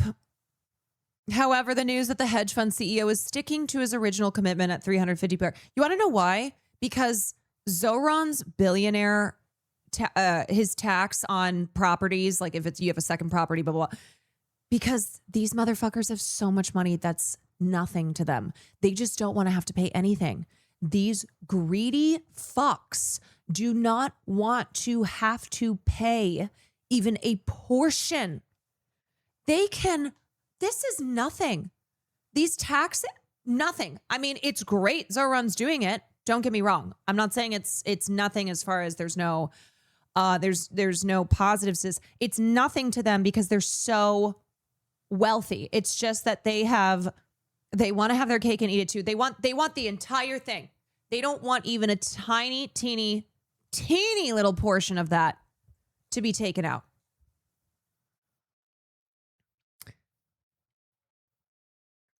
Even as he threatened to ditch New York, he effectively admitted, as so many others have before him, that you can't entirely leave Manhattan for Miami. And that he would probably continue with 350 Park. Wow, would you look at that? Yeah, so that's why I'm not falling for this. David Ellison is serious about moving Paramount out of California. Which, don't get me wrong, would be disastrous, horrible. But Ellison is bluffing. Ellison is attempting to have any leverage here in order to force Rob Bonta and the AGs to the table for a settlement so they do not have to wait for trial that would be happening next year. Merger work. Imagine a world where Dems win Texas and Florida in November, so now billionaires have nowhere to bluff about moving to, so they start saying they'll move to Wyoming. They're like, we're going to South Dakota. They'd rather spend bajillions on ad campaigns complaining about how underappreciated they are as job-creating titans of industry than hand over the teensy morsel. Yeah, what's his name? Sergey Brin of Google, who has spent $100 million so far to lobby against, for marketing purposes, to oppose the billionaire tax. If you needed one reason as to why these fuckers should be taxed, it's that they have $100 million to spend on opposing a billionaire tax. Yeah, they're all going down to South Dakota with Turby Derby. Turby Derby's like, come on down. We'd love to have you. Against a lot of the creative industry, including the unions, saying, no, this is going to be terrible for jobs and this is going to just consolidate power. Are you surprised by how these fissures have shaken out? A little bit, I guess. But, keep in mind, even amongst the major labor guilds in the entertainment, there's a split. The Writers Guild is vehemently opposed to the merger and does not want it to happen. The Directors Guild and another union, IATSE, which represents below the line and more worker-oriented people, they have said that they would want a settlement with particular terms that they have outlined in a letter to the Attorney General. So it is this kind of Rorschach test when you talk to people in Hollywood. They're looking at, no one wants this merger. It's objectively bad.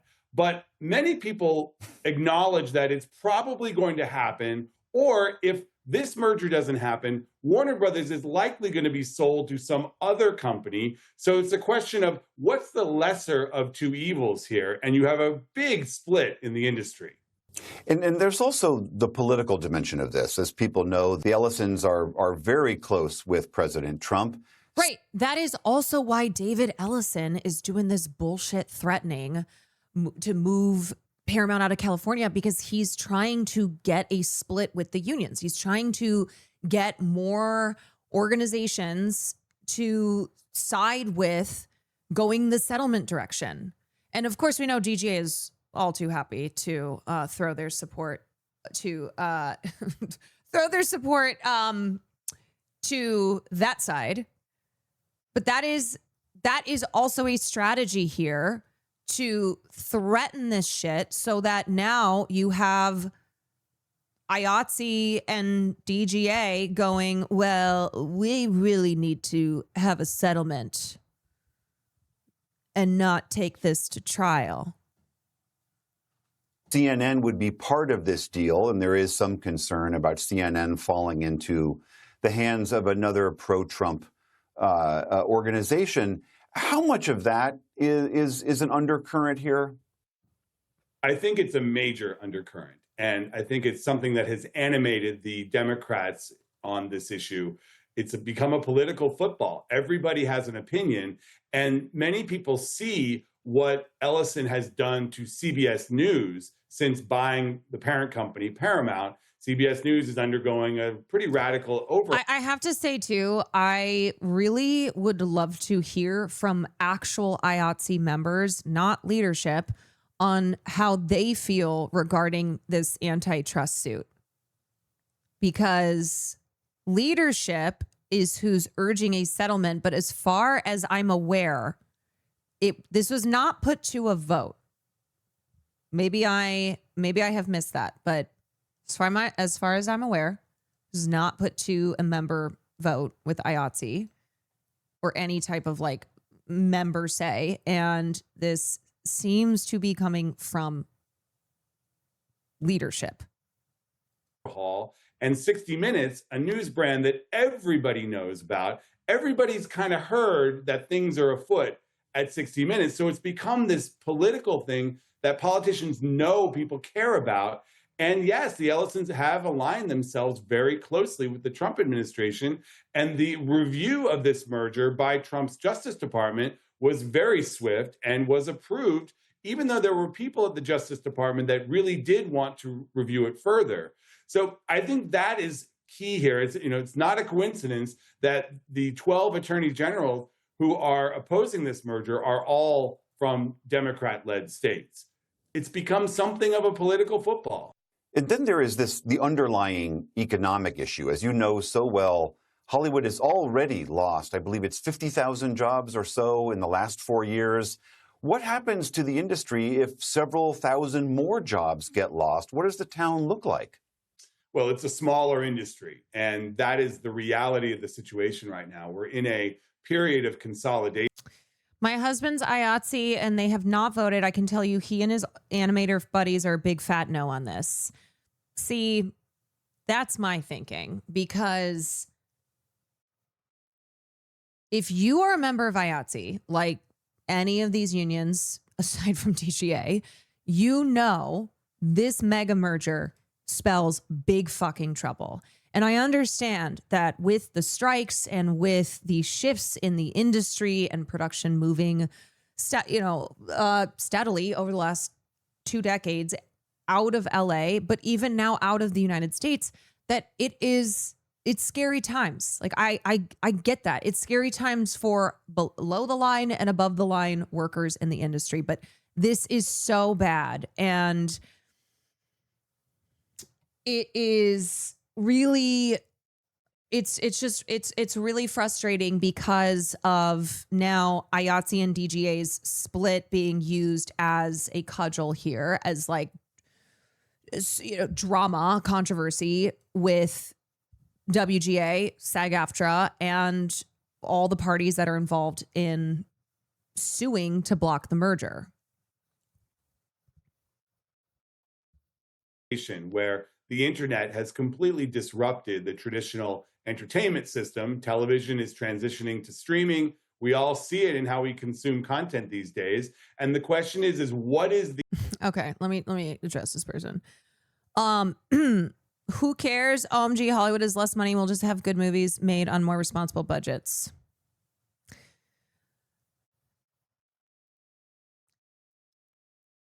I need you to understand, Hollywood is not Leo DiCaprio. Hollywood is not the small percentage of very wealthy, very famous actors. The majority of Hollywood are people who are just trying to pay their fucking bills. Historically, Hollywood is a blue collar town. Okay. Most of the people who work to make movies, films, who work on production sets, they are struggling to stay middle class and have been squeezed out. These are laborers. These are workers. And it's always funny how people love movies until it comes to the people who make the movies, wanting fair pay, struggling with what everybody else is fucking struggling with: rising costs of living, decline in opportunities, stagnated wages. So trust me, I get that. I went to school in Wilmington. Everyone's a professional extra. It sounds like you don't get that, though. It sounds like you're doing the thing that people do sometimes when I'm talking about labor issues in the film industry, where you equate Hollywood to the wealthiest stars, to the rich and famous. That is not Hollywood. In fact, a lot of those motherfuckers don't even live in Hollywood.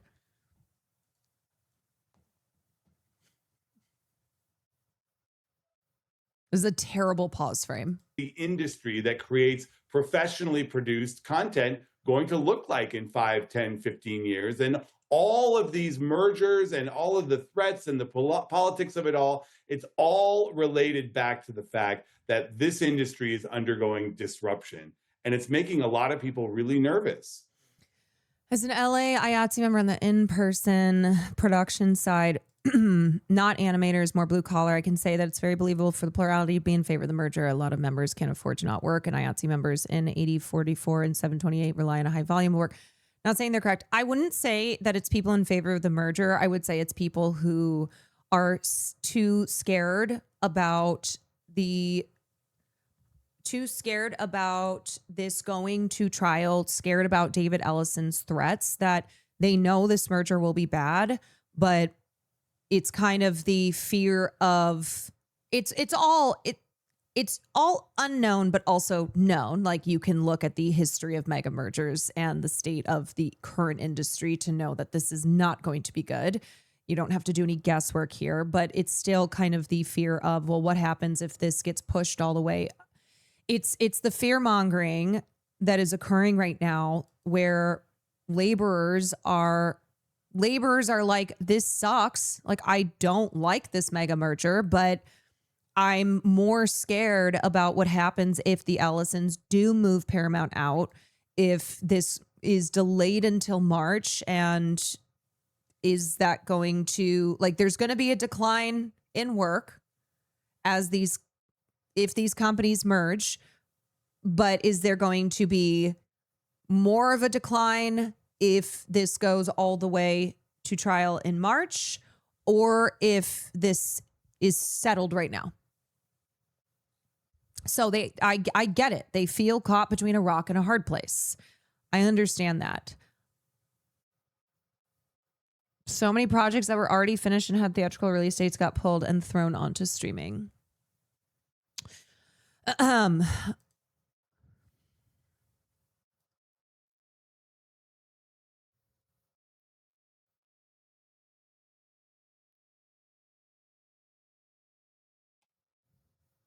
World, and I was Leonard Steinberg, who testified today as being in the real estate world, grew up in apartheid South. Oh, wait, a dozen people rallied outside City Hall today in protest against attacks on second residences worth more than $5 million and against a database that's been public for years.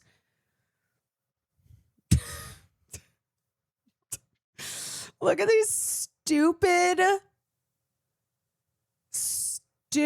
signs. Guilty until proven resident. Oh my God, these people want to be victims so badly. Leonard Steinberg, who testified today as being in the real estate world, grew up in apartheid South Africa and later moved to the U.S. after apartheid ended. His testimony centered on an argument that the tax against ultra-rich second homeowners is discrimination. Yeah, well, you know what? I think we should listen to a white guy who grew up in apartheid South Africa about discrimination. In the real estate world, and I was a little kid in Africa at the age of 20, dreaming of coming to the United States of America, specifically because of the dream of fair and equal treatment. That is what is specified in the Constitution of the United States of America. And had to leave in the 90s. Everything about the rollout of this tax has been pretty unfair and unequal and extremely punitive.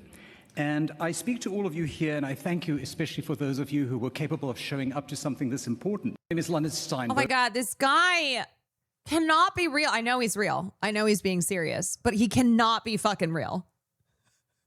Equating apartheid South Africa, which, sorry, there were people who were discriminated and continue to be still. They're not white and not rich, not the wealthy landowners. Equating that with the now discrimination that's happening to wealthy New Yorkers who have a second residence worth more than $5 million, which now is now going to have a special tax. The lack of self-aware. It's like, have these people gone their whole lives and just had yes men around them who eat their bullshit up? Do they hear them? I mean, I know. I'm asking rhetorical questions, but it's absurd. It is absurd. Won't somebody think of the rich? Won't somebody think of the white South Africans who you talk about genocide? Well, the real genocide is the genocide of white South Africans. Do they think people will give a single fuck about their sob story? It really is being so out of touch. being so out of touch and believing yourself to be a victim, that the system is now being levied against you. Thors? No, that cannot be the name. Thors, who also testified on behalf of the real estate lobby, claims the city's public database that has existed for years is doxing and somehow is the fault of Mamdani's socialist administration. The home ownership database has been a public record for decades. How much your apartment is These worth. people are so stupid, too. And, you know, what it really feels to me like is it's the administration or the powers that be saying, we see you, you know, we understand, we see the value of the apartment. We're willing to expose you. We're willing to tell everyone how much your apartment is worth. And I believe it's a direct result of the policies of this administration. I think they've said as much. I'm not really asking questions. That's what I believe. You know what this is? This is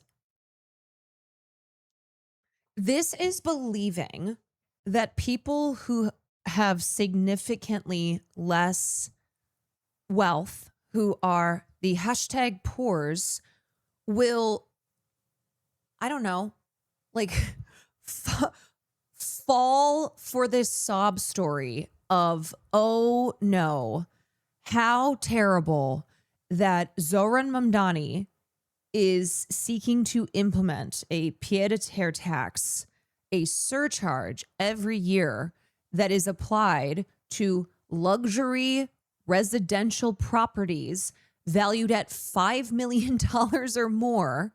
That is the secondary residence. If you can't afford your property taxes, then sell your home and downsize. Sorry. But yeah, it's like, listen to my sob story. We're being doxxed. We're being discriminated against. Don't you people feel bad for us? Look at what this evil, dirty commie is doing. I believe that it comes from socialist policies from a socialist administration that is manifested in the rollout of this very unfortunate doxing. Thank you.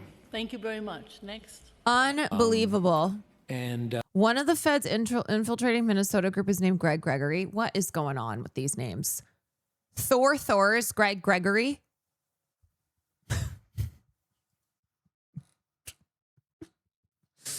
Oh my God.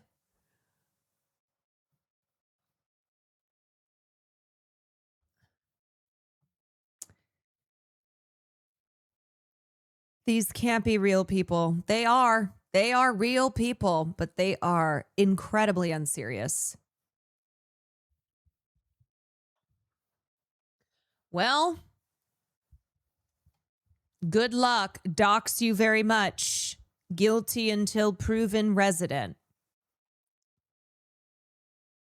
The real reason they're scared about doxing is they don't want us making fun of their whack-ass names. He's like, I don't want anyone finding out my name is Thors. My first name and my last name are the same. Okay. I wanted to talk about Gwyneth Paltrow. Gwyneth Paltrow truly does not give a fuck about being a real fuck. She does not care about consistently doing horrible things. Now, let me explain. So there was this dinner invitation that went around the internet that seemed to be a Gwyneth Paltrow invites you to a private off the record. So I don't necessarily know if the invite itself is real, but I do I do know that Gwyneth Paltrow did have a dinner. Like, she is very connected to this techno-fascist world. Okay, she's one of them. She is totally in this world. Is the invite confirmed? People, the Gwen Sam Altman party invite I revealed in my Puck newsletter is not an alleged invite or parent invite. It's the actual invite. That's why I put it in my Puck newsletter. Okay, I didn't know this was in Puck. No need to couch. Here it is again because the altered images circulating are indeed fake. Okay, so there are altered images that are circulating. This is the actual one that Matt Bellany reported in Puck. Gwyneth Paltrow invites you to a private, off-the-record, al fresco dinner at her home in honor of Sam Altman. Saturday, August 29th, cocktails 6 p.m., seated dinner 6:45 p.m. Gwyneth's home, Amagansett, New York. Address provided closer to date. Kindly RSVP to events@goop.com. Okay, so this started making the rounds, and Gwyneth has already come under fire for many things, one of which was the luxury Nazi villa ad that she did for luxury villas in Israel. And she just keeps showing herself to be a person who does not give a fuck about anything except her own capitalist interests. She does not care. Yeah, an ad that was filmed in New York, by the way. You should try RSVPing. Hello, it's me, Caroline Gates, and I am RSVPing for Gwyneth's dinner. Can't wait. I'll bring wine. Okay, so Gwyneth has gotten in on the fun and posted this on her Instagram. And this is an altered one. This is kindly RSVP to @Gwyneth Paltrow. That's not real. This, per Matt Bellany, is the real invite. This one that Gwyneth posted on her Instagram story to try and be, I don't know, cheeky. She's like, yeah, I'm a fascist, but I can have fun too. I can get in on the jokes. So she posted this and said, we're serving swordfish burritos, cheddar foam lattes on request. All right, go fuck yourself, Gwyneth. After Matt Bellany reported in the newsletter Puck that the actress entrepreneur will be hosting a private off-the-record dinner at her home in the Hamptons for OpenAI CEO Sam Altman, whose net worth is $3.5 billion, who can't raise his child without ChatGPT and thinks that you should not either. Always thinking about her own dad calling her an asshole. I know, the late Bruce Paltrow, who when Gwyneth had won her Oscar and was in her 20s, and he sat her down and said, hey, you're really becoming an asshole and you need to check yourself. And she claims that she did. And yet here we are, and she is terrible. Social media users reshared the image of the alleged invitation and criticized the Marty Supreme star. Commenters on X called Paltrow a villain and tone deaf, while comedian, hold on a second. I have to send this to Matt because that is very funny. Wait. People magazine. Gwyneth. Comedian activist Matt Bernstein.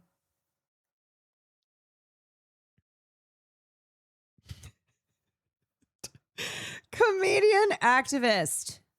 Exactly right. We love comedian activist Matt Bernstein.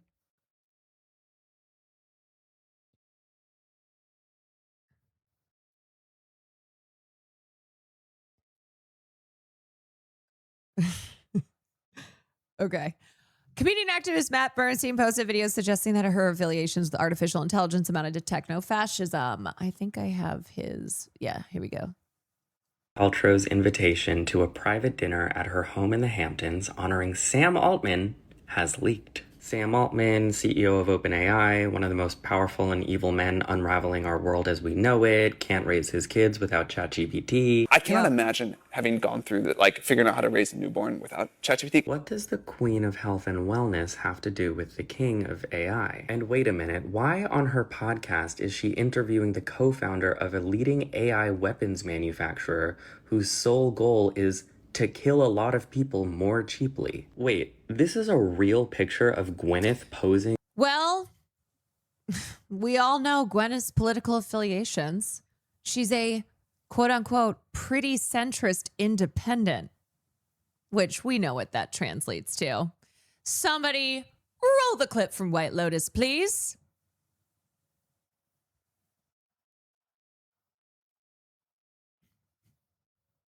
Anybody? Anybody got it? You're faster than me. Somebody roll the clip from White Lotus.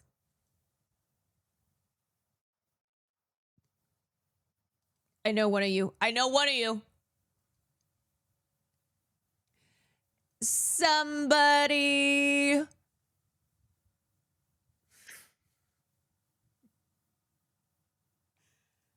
Somebody. God damn it! Fuck!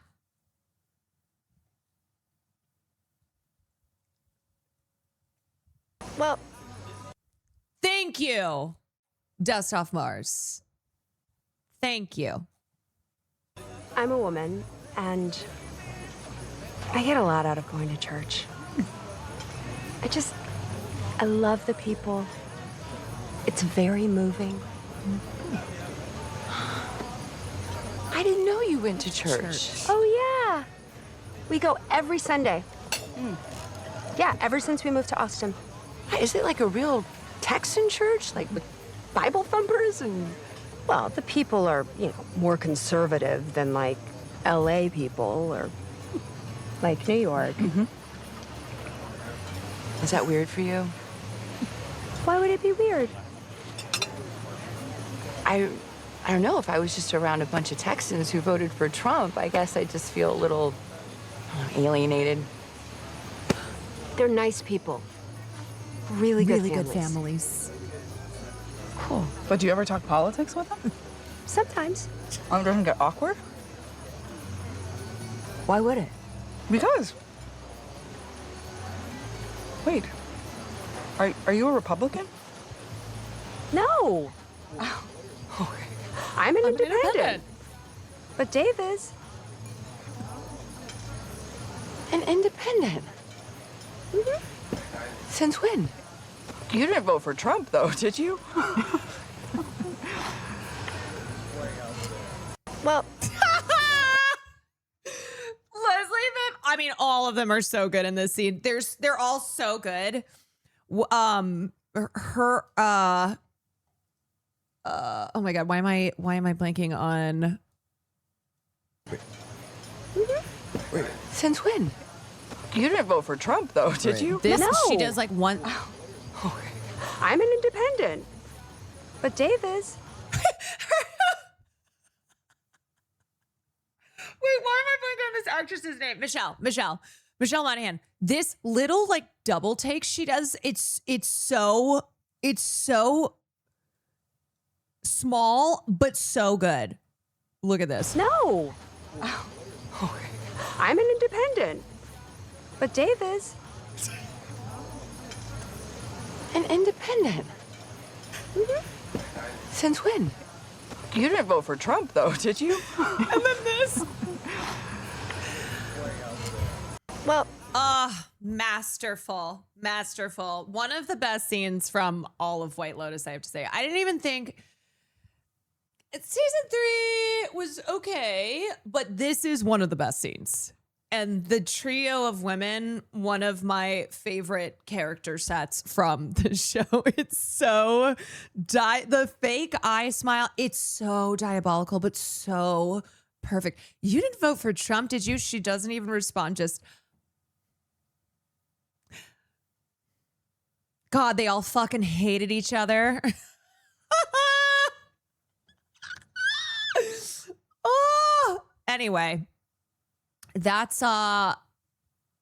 That's Gwyneth, who's a pretty centrist independent. My face when my best friend who calls herself a leftist told me she had a stock portfolio with Palantir and Tesla in it.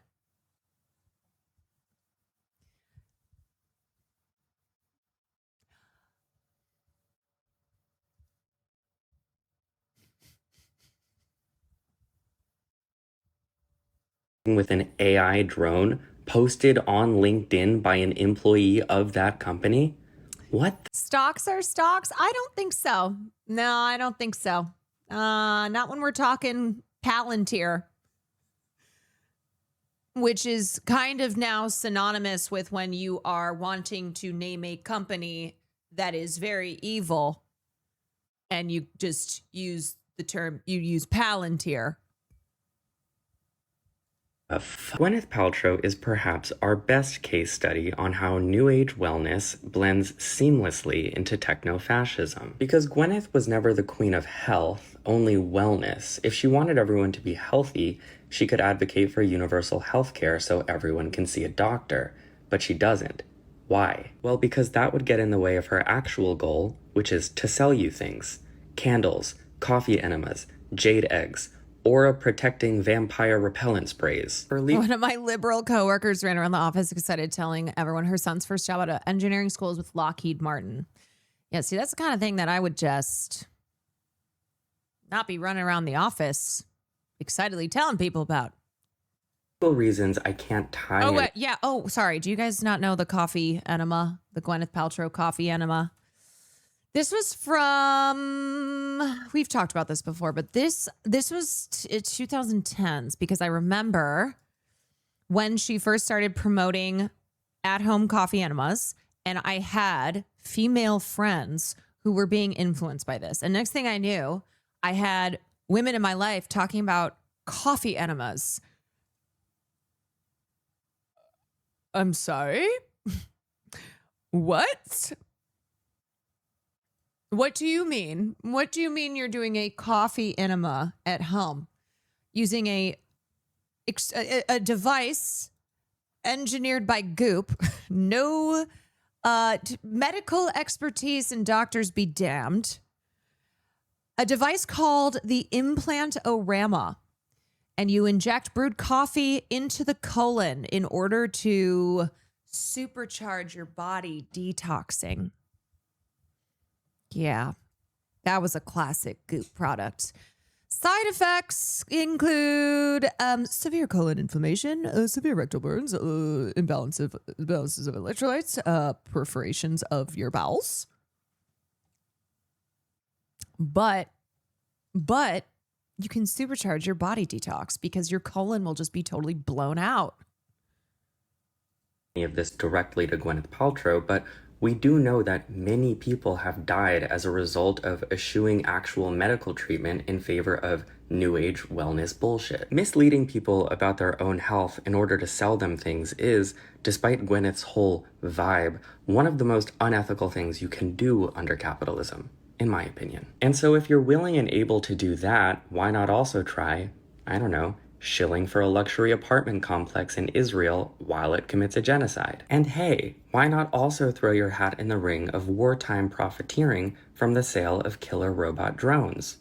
Why not? Anyway, here's the RSVP email if you want to go. Gwyneth Paltrow, we meet. Yeah, but I will say again, Gwyneth Paltrow does not give a fuck. She really, really does not. I feel like in the past, she gave a little bit more of a fuck in regards to her PR, but the way she's been moving in recent times seems to give zero fucks because there's zero consequences. Yeah. Zero consequences. So why should she give any fucks? Yeah, that is Matt Bernstein from Comedy Activism. He's amazing. Love comedy activist Matt Bernstein. Mumero, thank you for the 9 months. Nikki, thank you for the tier 1. It's Soupy, thank you for the 6 months. Marisa, thank you for the 37 Astro Days. Thank you for the 5 months. Victor, thank you for the 29 months. I still wish you had won that Airbnb thing. Oh God, I forgot about that. You're very mindful. I forgot about that. Yeah. Well, I think that was fake. I think that was a partnership with Airbnb. I don't think that actually happened because then didn't Ashton Kutcher and Mila Kunis also try and do something like that?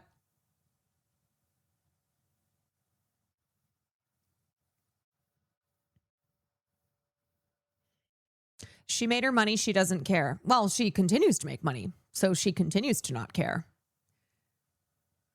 Being canceled isn't a real thing. It's like she looks at her bank account, sees number continue to go up and goes, great. Why should I give a fuck?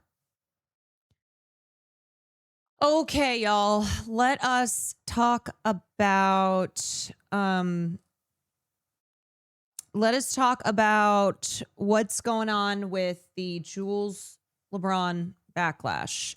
If you recall, Jools Lebron was the influencer who went viral for the phrase very demure, very mindful, which then became this trend starting on TikTok. And it was like a big thing last year. I don't know. What is time? I'm pretty sure. I think it was last year. Very demure, very mindful. Everybody was posting that. It was a very popular viral trend. That was 2 years ago? Okay, hold on. When was very demure, very mindful? When did very demure, very mindful start? August 2024.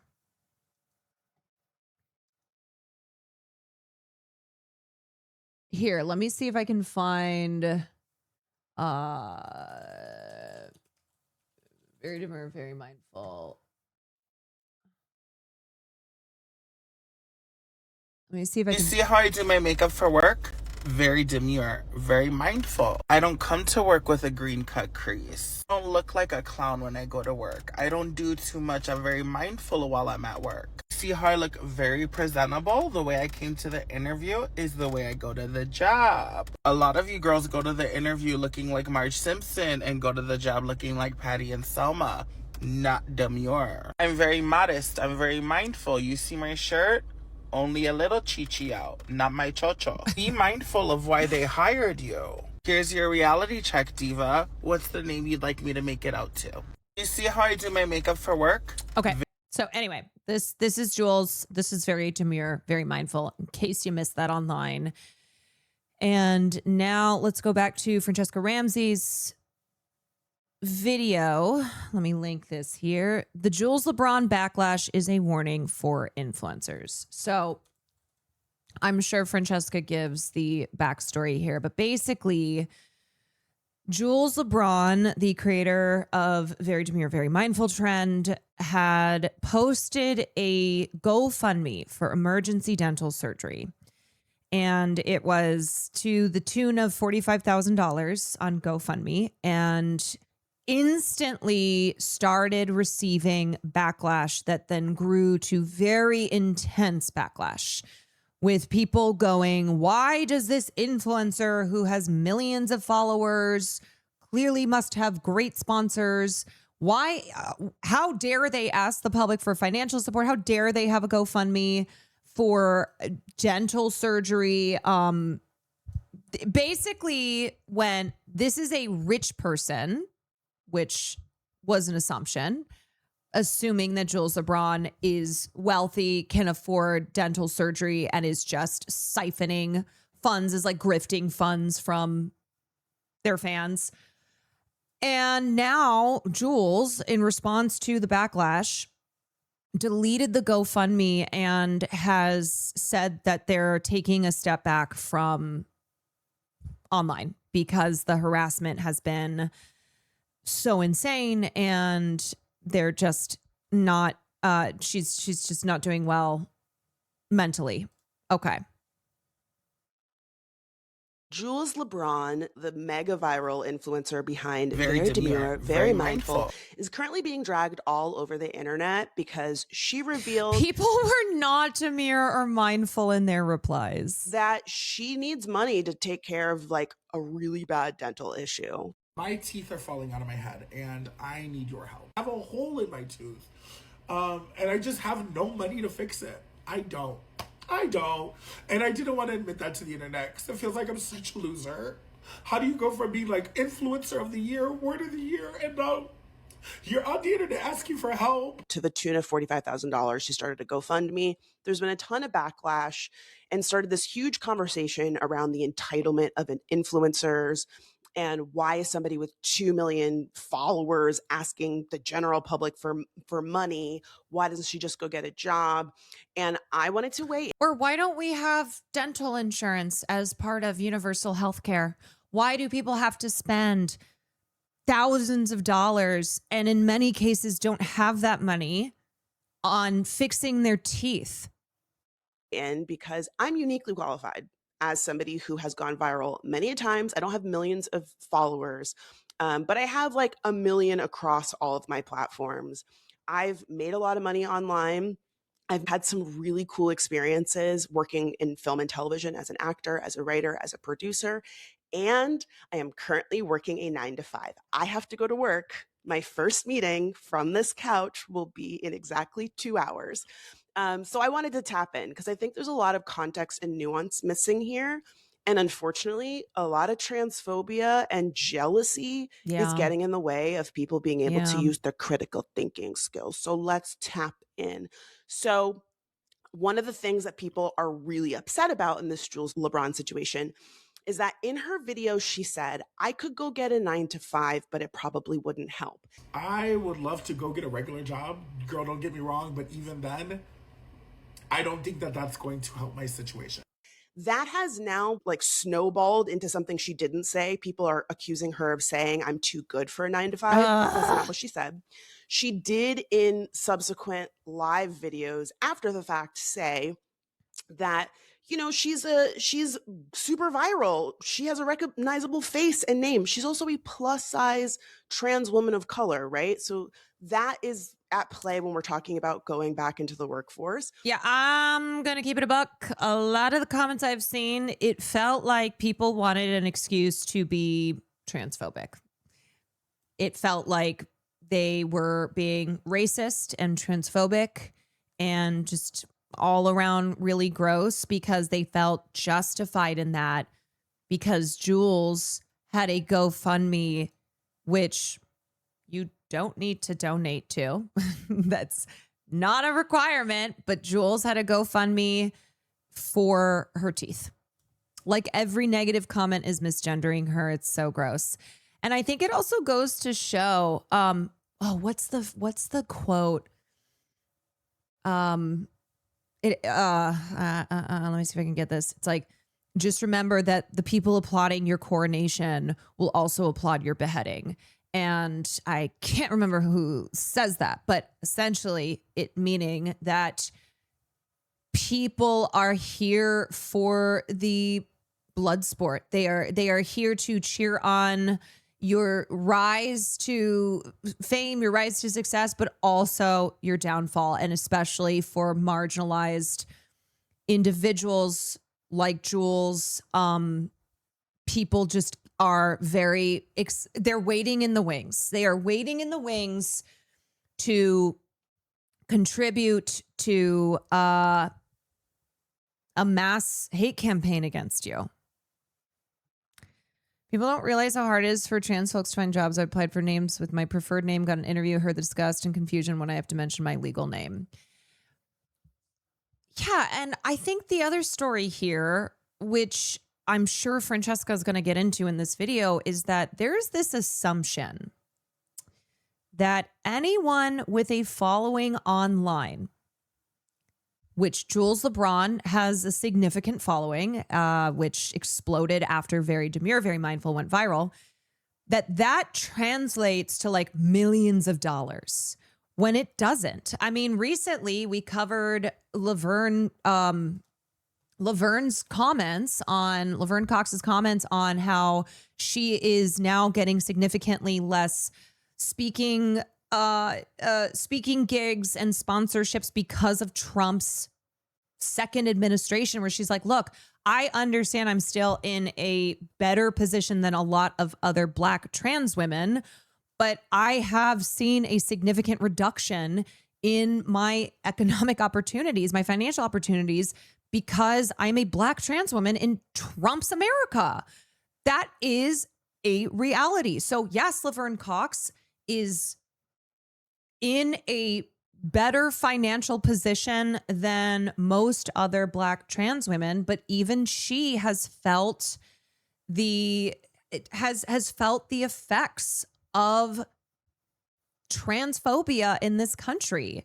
So Jools may have a lot of followers online, but that does not, it's not like one follower translates to $1, 2 million followers translates to $2 million. It just is not how that works. And especially for marginalized creators, for ones who are outspoken politically, you bet your bottoms that having a big following does not equal rich. Twitch is one of the unique places where a small but devout audience will keep you afloat. TikTok, YouTube Shorts. Yes. I remember talking to this TikTok creator who had like jillion TikTok followers, and they were talking about how it's so hard to make money now on TikTok, even having a big following. That for those who were early to having a big following and were able to translate that to significant financial opportunities, that is no longer how a lot of these platforms work. That somebody can have a big following, a big platform, and it doesn't mean that they are making a significant amount of money. Like, it doesn't directly translate. But also that she's somebody who's highly visible. And even before Very Demure went viral, she was... I remember another creator with over 1 million followers on TikTok saying she earns $500 a month on top of her 9-to-5 salary from content. Yeah, and I would say that that is much more the reality. And people who try and say otherwise, where they're like, I made $10,000 a month. That's a scam. As we have talked about before, the new MLM scams that are popping up in these content spaces. Hey, Chaos Mama, are you looking to make $10,000 a week while still being a stay-at-home mama? Well, just start posting on TikTok. Yeah, these are scams. This is all marketing to try and sell programs that will that are marketing themselves as, if you do this program and start posting content, then you'll start making thousands of dollars. It's the perfect work from home job. It's the perfect stay-at-home mom job. So that is a reality for a lot of content creators who may have a big following on a platform like TikTok, but are not making the money that people think they are. Having a hard time finding a job. Okay. So my backstory is that I had my first big viral video in 2012. Shit White Girls Say to Black Girls. It did 1.5 million views in one day, 12 million views in a week. This was on YouTube. That was a very different era. I made $45,000 off that one video. I saw an article about YouTube that said that creators now have to make 20 million total views to get partner. Oh yeah, I saw something recently with the YouTube views. Let me go back. Did 1.5 million views in one day, 12 million views in a week. This was on YouTube. That was a very different era. I made $45,000 off that one video, and it springboarded my career in film and television. I got signed to one of the big 5 film and TV agents. Resistance I quit Radio my thing full-time with Prime. job as a graphic designer. I started auditioning. I sold a show to MTV, got my first TV job, writing job on Comedy Central. I've since then gone on to sell shows for networks like Paramount, Fox, Nickelodeon, Comedy Central, Amazon. I'm sure I'm forgetting some. I haven't really had coffee. When I first started making money, I made a lot of stupid mistakes. And I really lucked out because I had an incredible accountant who reined me in. I will never forget. It was like my first year of making big money. I was working on the nightly show at Comedy Central. I think I was making $10,000 a week and I was blowing it. I had a publicist, a makeup artist, a stylist, a trainer. I was taking first class flights. I was doing things that I had never had the ability to do before. And I was in Costa Rica for New Year's with a bunch of my friends. We had rented this beautiful mansion, and my accountant called me and said, Francesca, you made the most money you've ever made since I've been your accountant. And I was like, cool, I'm basically famous. And he said, and you've also spent the most money this year. When you get back to New York, we have to talk. And he put the fear of God. I'd probably lack the same discipline if I'm being honest. I really appreciate Francesca's transparency. If you don't know who Francesca is, she's been making content for a really long time. I am trying to remember when did I become a fan of hers? I was following her on Twitter for years, but I don't think she's on Twitter anymore. Anyway, shit white girls say is fundamental YouTube viewing. Like, I was a fan of her as somebody was not well versed on YouTube and other platforms, but maybe a podcast or something. I can't remember how I can't remember. But anyway, anywho, I will just say she is far from the only person who started making a lot of money, more money than they ever could have imagined, doing content, something on the internet, and had no concept of financial responsibility, and also no kind of looking ahead to the future and thinking that these were the good times and it was not going to stay like that forever. That is something that quite a few folks in the content industry have found themselves in a situation very similar to this. And I always look, I'm not a financial expert or anything, but I do try to tell the people in my life, hey, if you manage to make a living in a pretty good living from being in content, make sure you save, because this could go belly up, especially like for those of us in more kind of progressive spaces. Like, you don't know what's going to happen with political moves that can just rip your entire livelihood away. And that's something that people have already felt. You know, that's not just a hypothetical. And as they are attempting to ram through these really destructive internet censorship bills, like, that is an even greater concern for people who make their money or make their living online, that this could go away. In me when I got back, and really crack down on my spending. Because when you work in entertainment and when you work as a content creator or an influencer, the money that you're getting is often not taxed, which means you need to save some of that money. You shouldn't just start spending it. And so when people see that Jools talked about getting, $60,000 brand deals. And I knew it was different because now it wasn't, oh, we'll give you $2,000 for a video. It was $45,000 for a video, $85,000 for a video. She has to pay taxes on that. And I don't know if she knew that at the time, but eventually the IRS comes knocking and they want their money. And so if you're a content creator, usually... Also, here's the thing. This is why we say universal healthcare. Healthcare for all. Because Jools at that point was making more than your average person, but she's not a billionaire. And she's in a really unstable industry, and she's a trans creator, and absolutely trans people, not just internet creators, are feeling the effects of increasing transphobia in this country. So I think a big problem here is that people still operate from a place of individualism where any individual who makes more money than them, they go, well, that person has more money than me. Therefore, I'm not going to have any empathy for them. And I'm going to view them the way that I'm going to treat everybody who has more money than me as a billionaire. And therefore, a GoFundMe that I see for emergency dental surgery, I'm going to trash and be really harsh to the creator who put up the GoFundMe. People being resentful, telling a trans woman of color to just get a job at the drop of a hat is wild, considering the state of the world.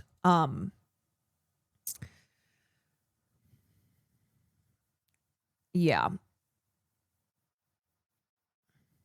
What you should be doing is paying. The whole point is we want to create a system where problems like this can't happen to anyone because the government's social care would step in and support you long before it gets to this point.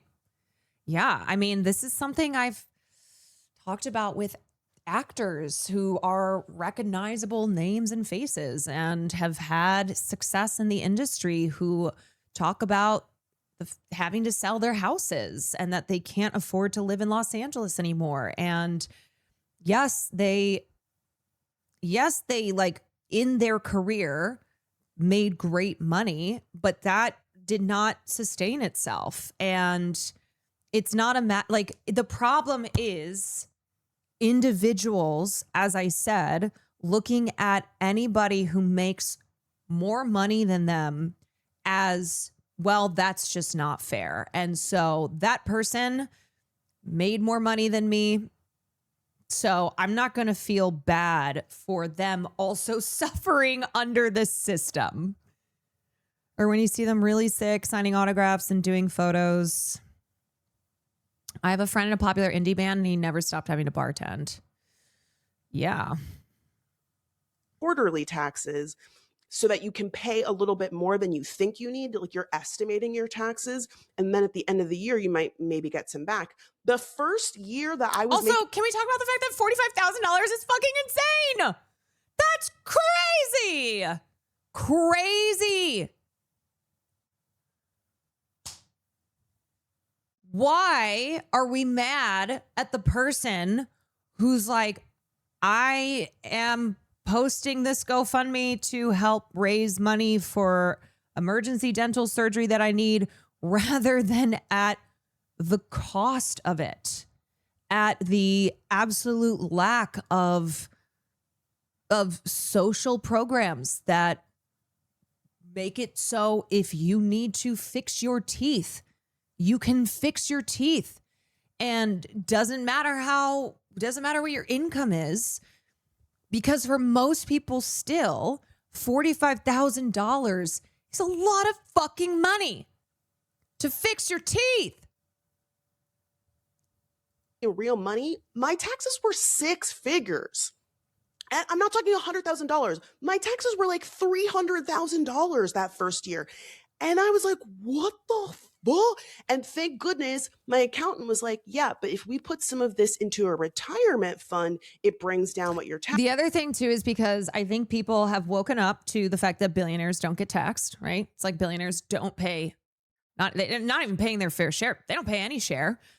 And so they then associate anybody who makes more money than them on an individual basis as also like getting the tax breaks that billionaires get, when that's not the truth. Somebody who makes $400,000 a year is paying hella taxes. They make a lot of money. $14,000 is a lot of money. They pay hella taxes. Billionaires do not. Billionaires are in a totally different stratosphere, not just by being billionaires, but because the tax system is built to most benefit them.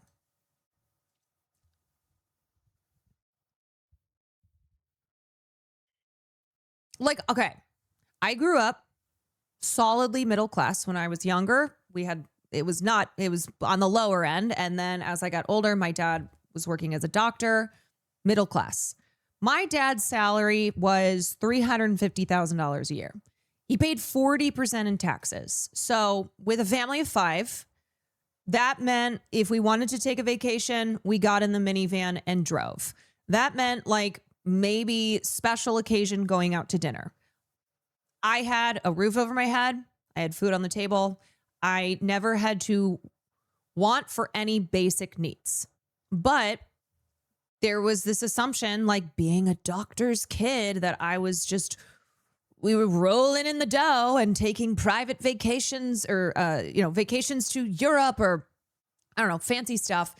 And that wasn't the case, because after all was said and done, with the amount of money my dad paid in taxes with 5 children, he's making 100 and probably 180 at his. And this was after like getting through medical school and residency. And then, of course, having to, with the money he was making and his salary, having to pay off his school debt, which at least he went to school in the 80s. Not like today, where the costs would be even significantly higher. Anyway, just using that as... Oh, David, thank you so much for the raid. What's up, y'all? Welcome in. We are talking about what's going on with Jools Lebron, who's the influencer who made Very Demure, Very Mindful go viral, created GoFundMe to help pay for emergency dental surgery to the tune of $45,000, got a lot of online vitriol, and now has deleted the GoFundMe and is going to be stepping back from the internet for mental health reasons. Okay, so that's what we're talking about.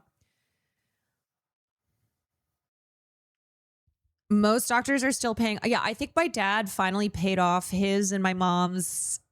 My mom got her master's in social work. I think paid off both of their master or debt acquired from my mom's master's degree, my dad's medical school, like maybe 5 years ago.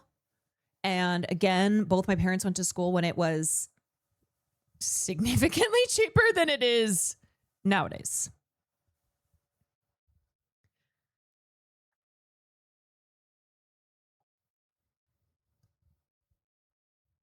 Taxes are. I got an LLC. I was able to write off certain things like my rent and, my internet. And income taxes are very progressive, meaning you pay a lot more the more you make, which is why billionaires avoid income at all costs and make their money through wealth increasing in value instead. But people actually earn income deal. People actually earning income deal with the progressive tax system. Yes, you are still a wage earner. You make your money, even if you are a doctor making $400,000 a year.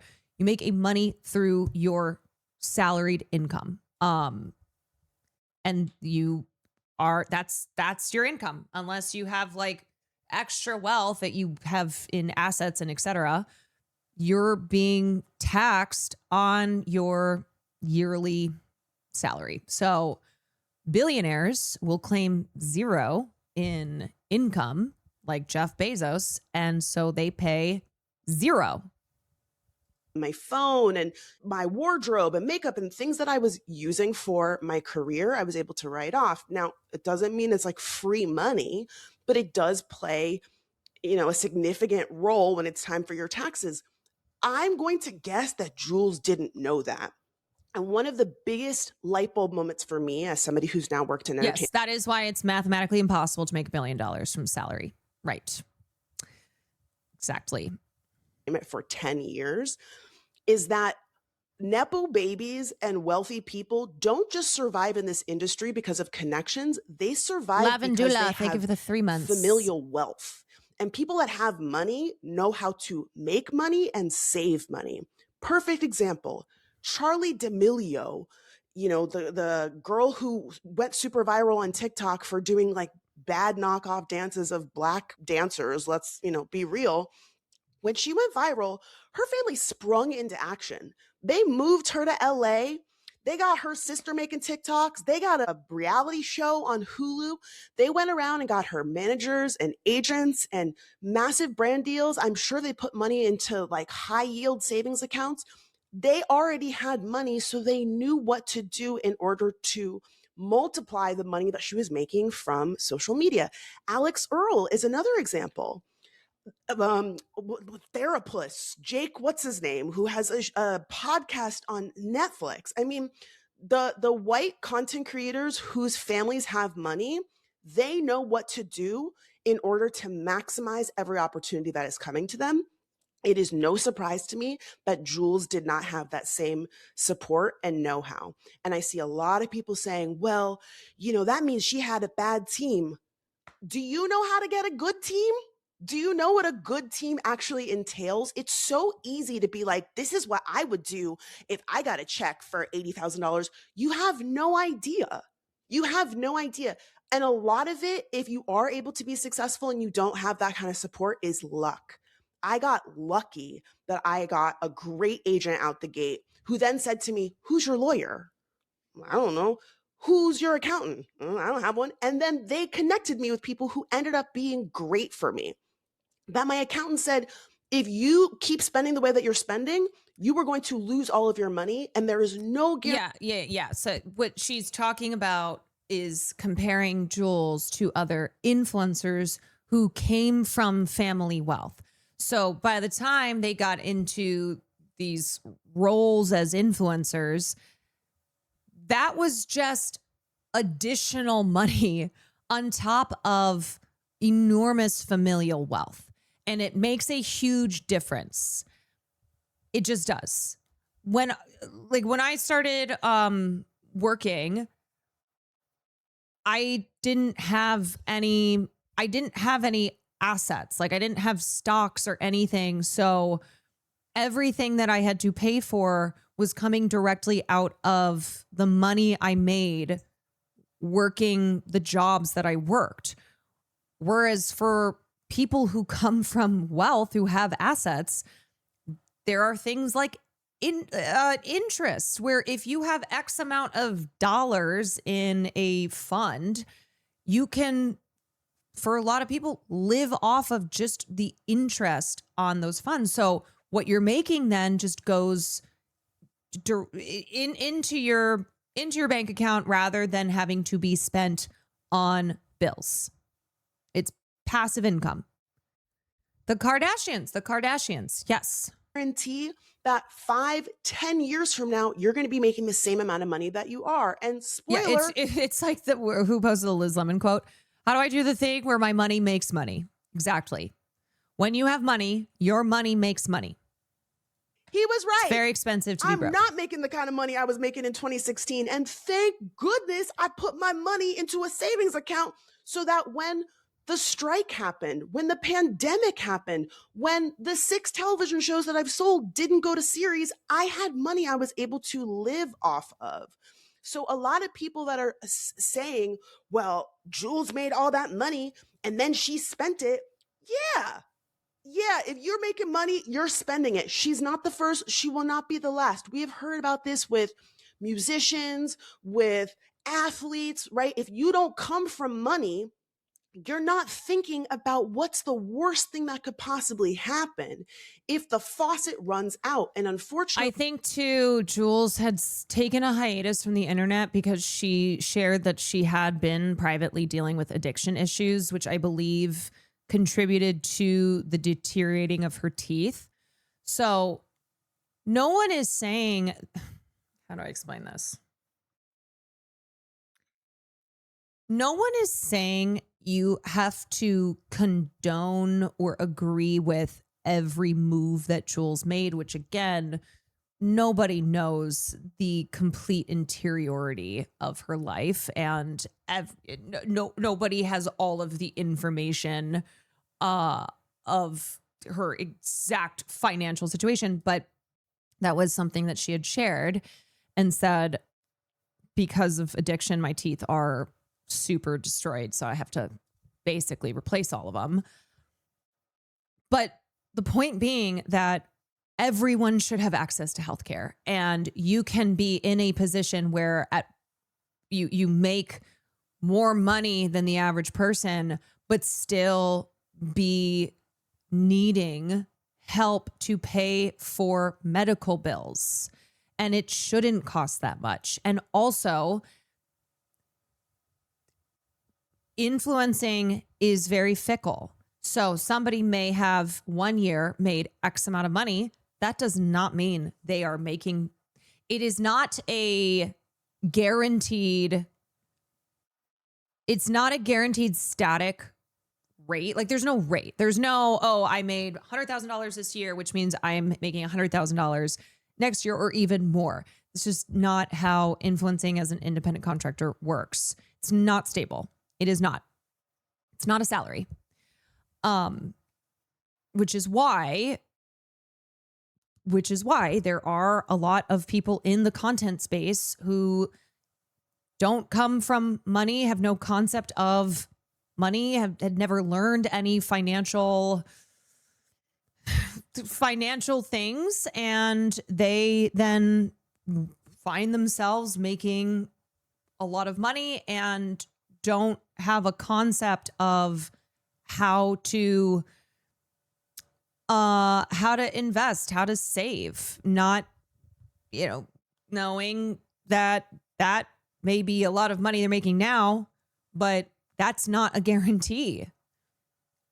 The financial literacy is not a given. No. It often runs out. And this is no shade to Jools. Even if she rotted her teeth and mismanaged her finances and everything was individual choices, she still would deserve access to care. Like, this shit pisses me off. Yes.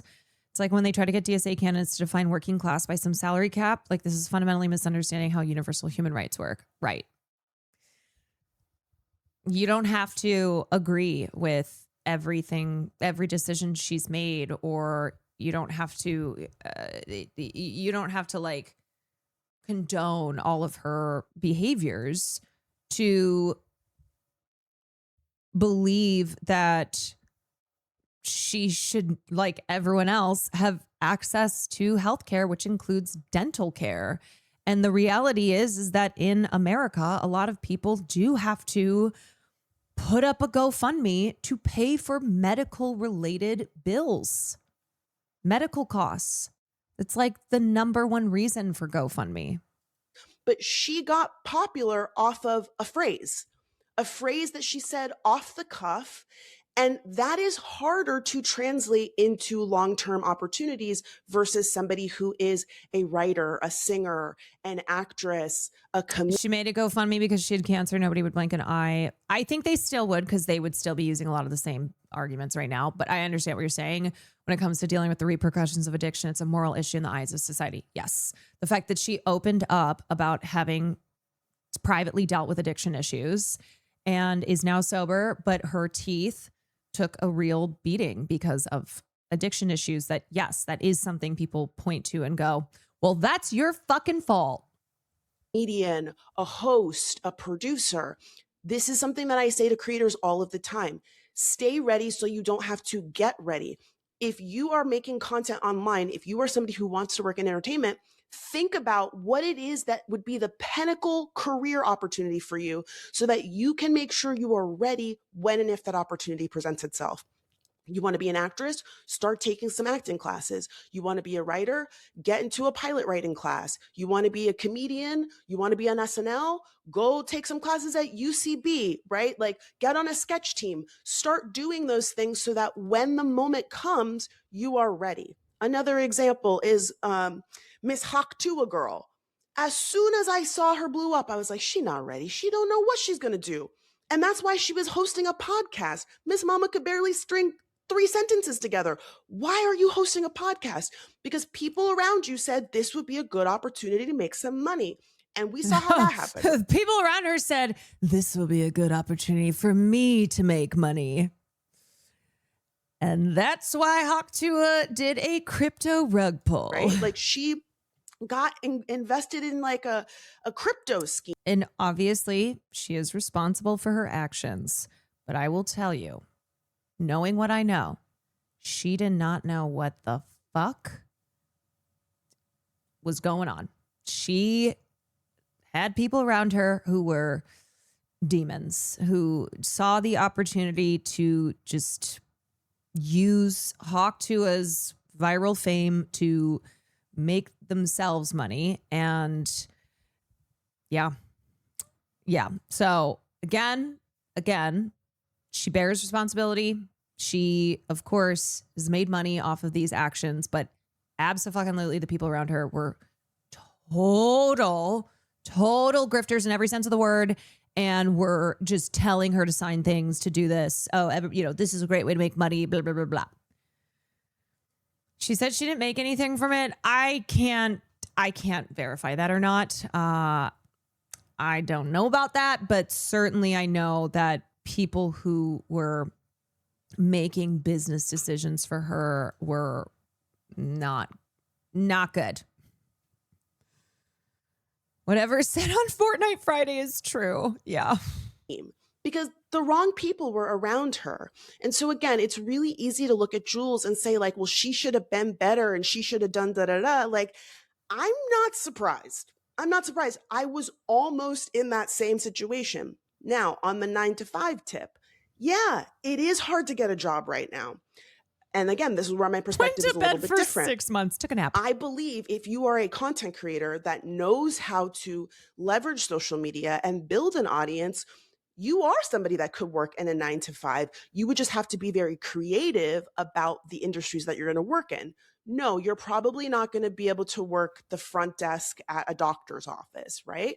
But for me, I now work at a social media marketing agency as a creative director, and I'm really good at it, right? I mean, look, I always have a plan, a contingency plan where if this were to go away tomorrow, that I could no longer do commentary, could no longer make a living off of what I do now, then I would return to the more traditional workforce. I would pull up the resume, the very same one that the pod bros made fun of, and I would get back to trying to find 9-to-5, which I have worked in the past. So yeah, it's the contingency.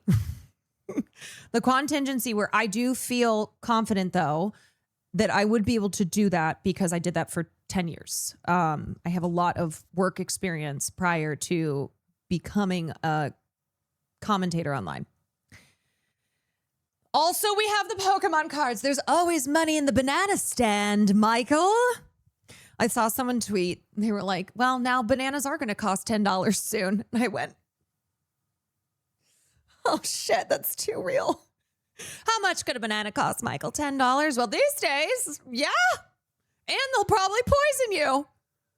Can't eat anything nowadays.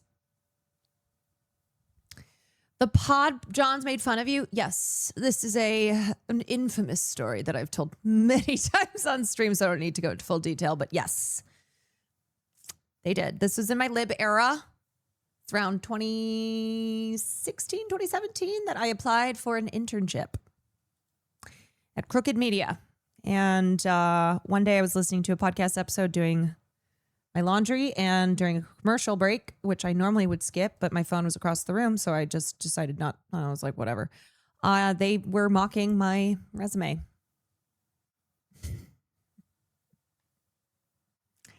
Yep.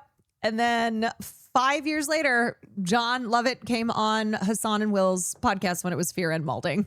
And I went, that's so funny. What an amazing full circle moment. Yeah. And that was why I became a leftist. That's right. That set me on my leftist journey after I said, fuck you to the Pod Johns. Like, I had to humble myself and say, I would like to still work in TV. There's not a ton of TV jobs. I would like to do more brand deals. Me personally, I'm very choosy about brand deals, but the brands are not paying what they used to. And the platforms are not paying what they used to.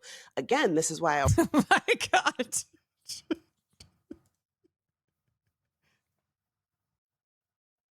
How much could a banana cost, Michael? $25.19? What?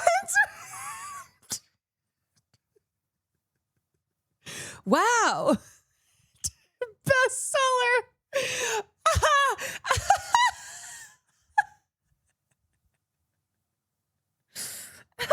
And you know they used AI to get them that yellow. Yeah, those are not real. One each, 25. Oh How much could a banana cost, Michael? $25.19? Oh my God. Wow. Were they just chatting about resumes and they realized it was yours? Yeah, they were doing an ad read for ZipRecruiter, and they were like, use ZipRecruiter so you don't have to get stupid resumes like this. And then they started reading off details from my resume, which was so specific that every single thing they mentioned. At first, I was like, there's no way. No, surely not. Surely not. And then they just kept on going. And John Lovett in particular had a real field day with making fun of this resume that they had received. So use ZipRecruiter so you don't get dum-dums with their dumb, silly dumb resumes.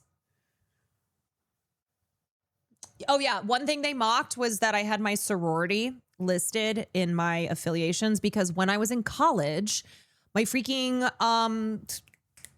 who's counselor? Remember how you would have a counselor in high school and college? They would give you advice on like, here's how you do a resume. But one of the things I was told was to have any organizations, anything, which a sorority was one, listed on my resume. And so I had just graduated like 2 years prior. So I didn't know that that was a stupid thing. And that was one of the things that they were making fun of. They were making fun of the fact that I had my sorority on there. That's so normal to have on your resume out of college. I know. I was 24 years old. So sue me. Sorry. Sorry, men. Honestly, that's not even a universal no-no. I mean, whatever. I'm sure it was tinged with a little bit of misogyny to be making fun of a woman having her sorority on her resume, which it's not like that was the only fucking thing. I had it listed with all my other college organizations. Misogyny and loserdom. Yeah. Yeah. Oh God, every time I talk about this, it just gets me fucking heated again. Those fucking assholes. Yeah, and then when they were trying to union bust at Crooked Media, remember that? What? John being a fucking asshole for no reason other than because he can? He would never. He's one of the good liberals. That's right. One of the good libs. Yeah. Oh, I forgot this funny moment where... What is this? This must have been after. Yeah, it would have been after, where Tommy came in for his bachelor party at one of the clubs that I worked at, and I was in charge of like seating them and making sure they were all set up. But I can't remember the exact timeline. I think that happened before I heard them making fun of it. I remember I applied. I didn't hear anything for months. And I went, oh, I guess I didn't get that internship. Didn't hear anything. And then I remember one night the Pod Johns came in for Tommy Viter's bachelor party and I had to serve them. And then it was, I think after that I heard on a podcast episode. Yeah. Well, if I had heard that and then served them, let's just say I would have put them at the worst table in the club. Was this 2020? Oh God, no. That was by 2020. I mean, the clubs were shut down. Like everything was shut down. No, this was like 2017.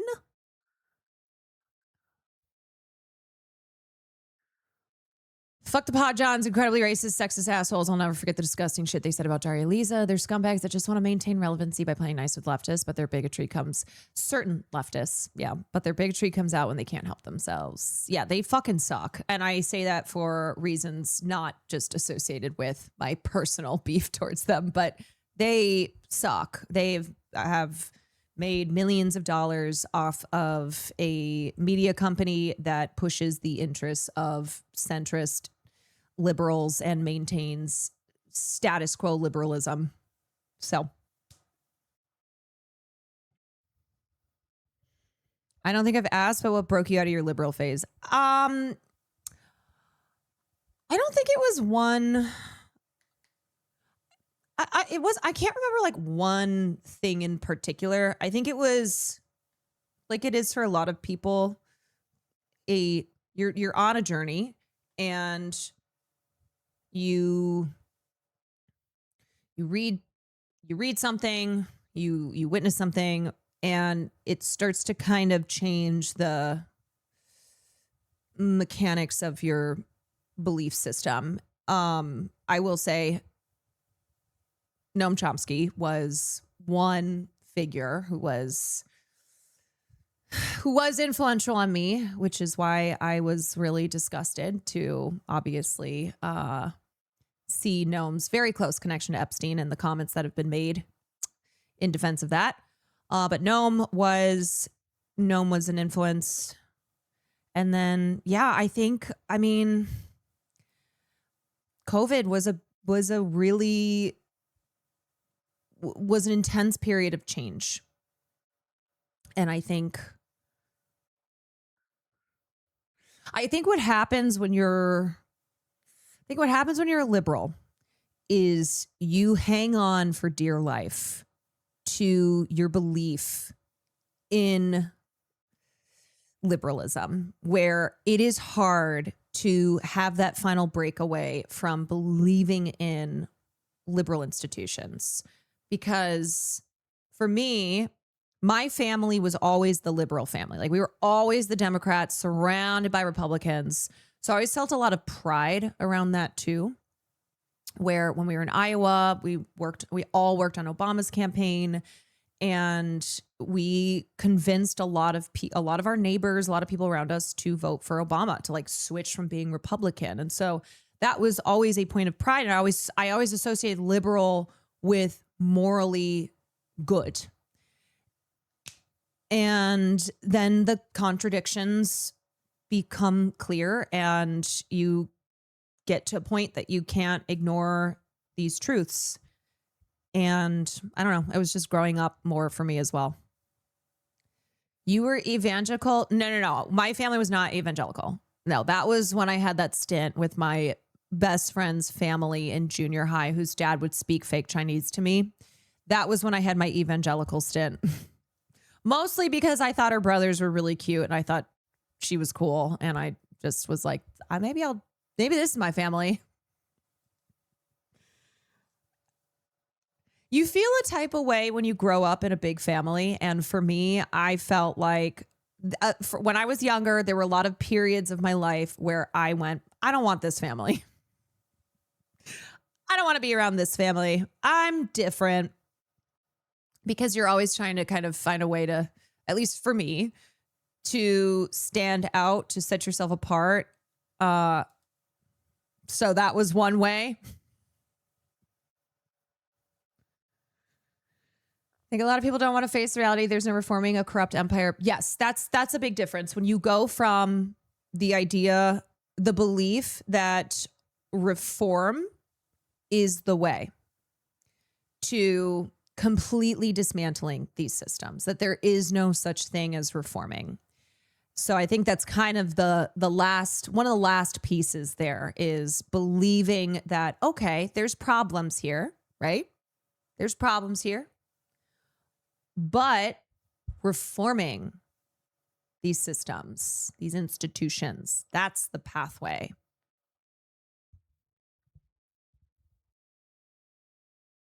Always tell creators, don't put your eggs in one basket.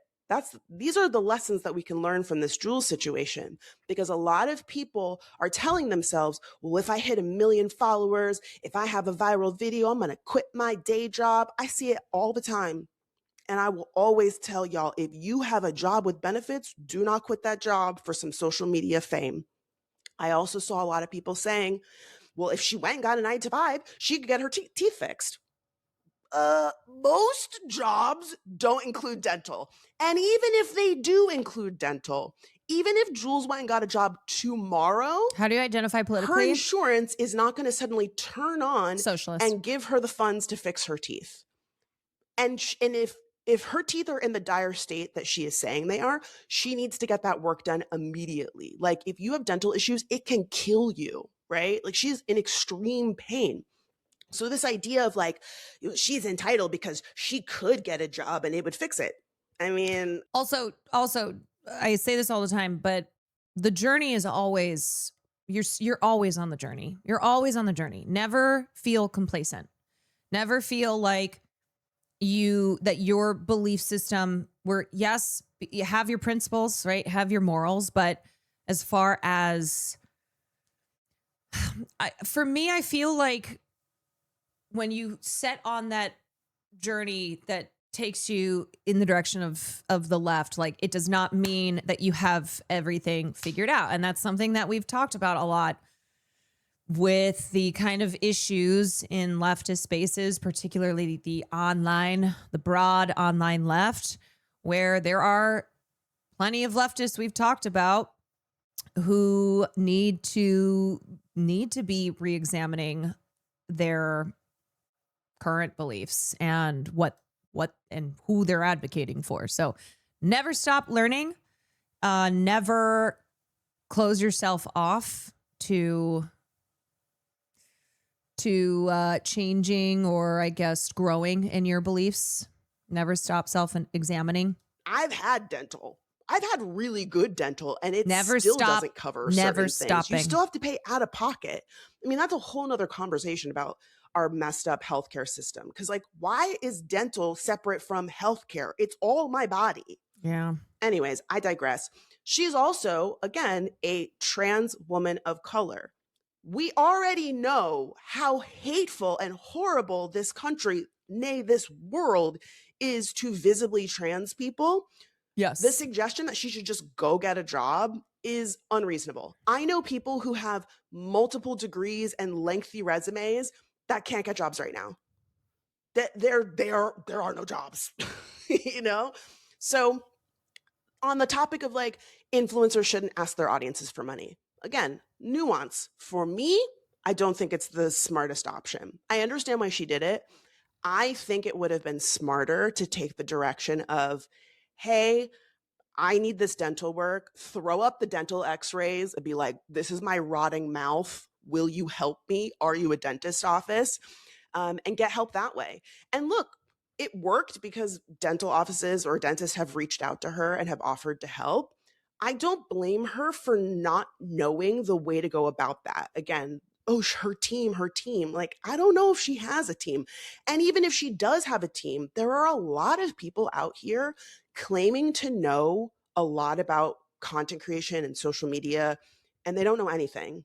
They like have a good Squarespace website and have lied on their LinkedIn, and suddenly they are able to like slide in there. Again, we've seen this. Remember how TLC lost all of their money? Like, there are a number of high profile. Apparently, to anyone who's donated, it's been refunded because the GoFundMe is no longer active. According to Jules, she's taking a step back from TikTok, has refunded people on who donated. I think too, obviously this isn't true of every GoFundMe, every individual who operates a GoFundMe. But I think with Jules, it's like, hey, this is if you have the means to support. If this is a content creator who's brought you joy, who you have gotten something from the content that they've provided, and you have the means to support, then sure.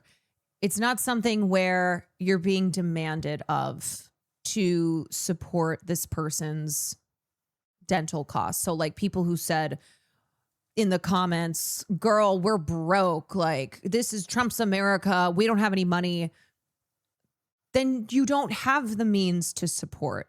But there are people who do and would want to support a content creator whose content has brought them joy, who they've gotten entertainment or whatever else from. So I don't know. It's like, yeah, it's like, then just don't donate. Don't donate and move on. And the other point I want to make is there is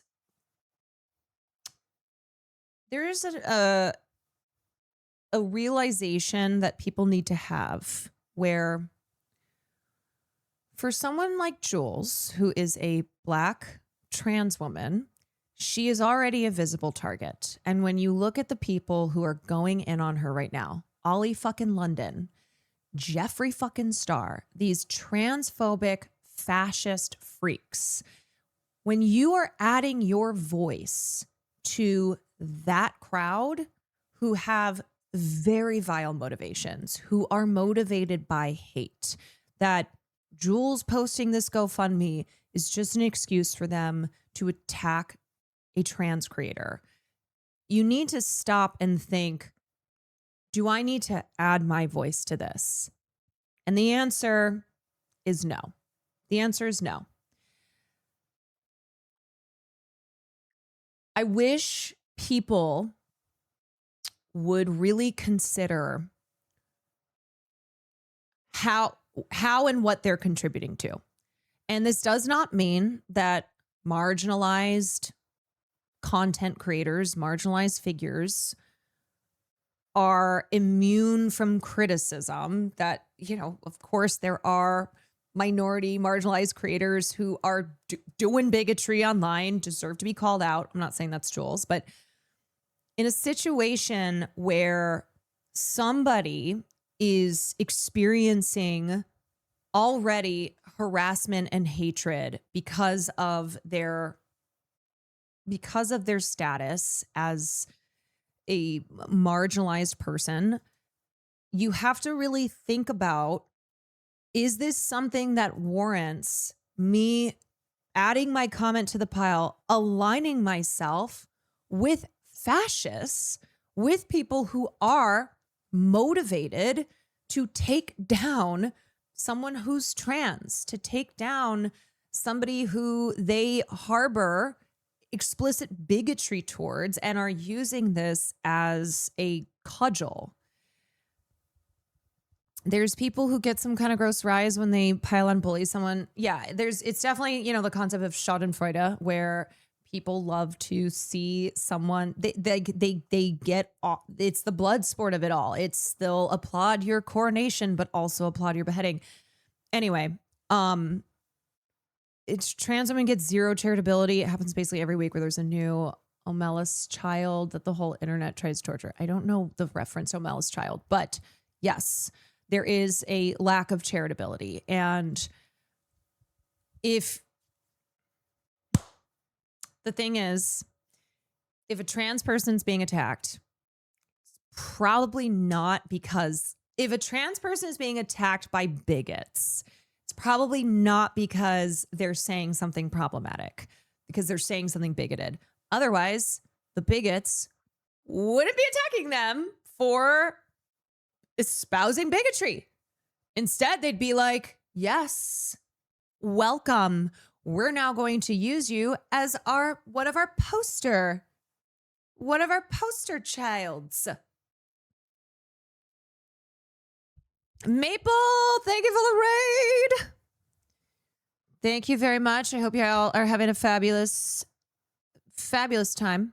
Not necessarily evening, depending on where you are. We are talking about Jools Lebron, the trans creator who made Very Demure, Very Mindful go viral, and she made a GoFundMe to help with emergency dental work. And people harassed her to the point that now she's taken the GoFundMe down and has refunded people who donated and is stepping away from TikTok.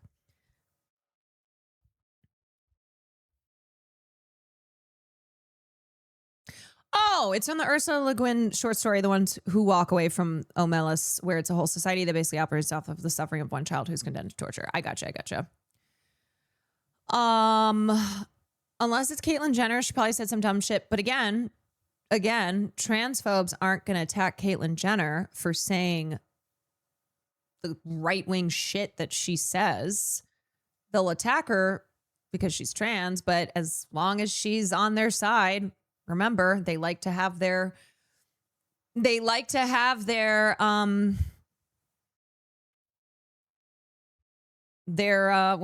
the token? Yes. They like to have their tokens.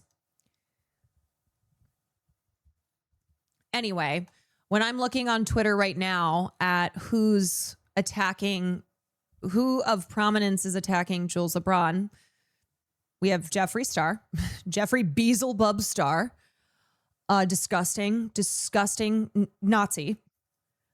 Ollie London, disgusting Nazi. And I'm sure Brett Cooper, somebody mentioned, had made a video.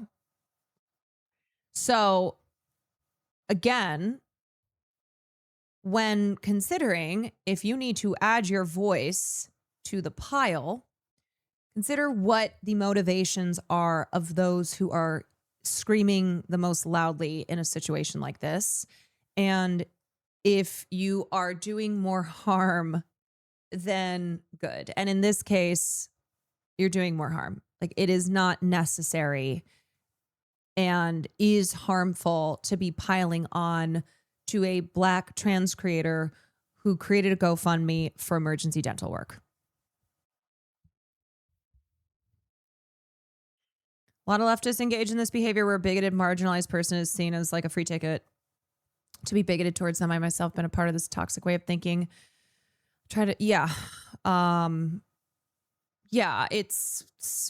It's the, oh, well, I can say these things towards this person because they're horrible, but not considering that the insults you're lobbing are then being felt by the wider community or people who also are not espousing those horrible views, but are similar in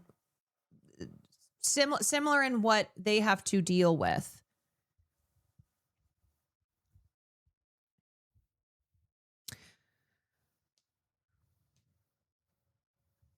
On the flip side, if you don't have the means to donate, then don't have the means to help someone out, and not being able to because they didn't ask would make me feel terrible. People who have been taken advantage of. So again, I'm not surprised that somebody who does not come from money and is likely the first person in her immediate circle to have that kind of money in a short amount of time not know how to manage it. Yes, Jeffree Star is gay. He is wildly transphobic and just a Nazi. And here... Today we're at the dentist. I'm paying for my own teeth cleaning. It's very demure. Here's very this video mindful. he made. I'm not like the other girls. I don't... Today we're at the dentist. I'm paying for my own teeth cleaning. It's very demure. Okay, so this is really fucking rich of Jeffree Star to basically be like, well, I'm paying for my own dental cleaning because I'm not a little grifter. Jeffree Star was just on TikTok making money talking about Perez Hilton's self-harm attempt. Perez Hilton having a mental crisis on TikTok Live, which Jeffree Star went on TikTok to be like, oh my God, what? While getting bits and bullshit. So Jeffree Star absolutely is not a person who has a moral leg to stand on. Anything. He's been grifting for 20 fucking years. Yeah.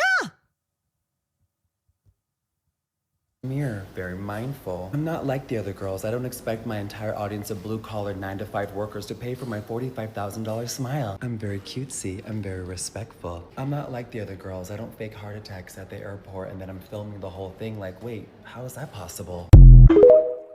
What a piece of shit. Today we're at the dentist. I'm paying for...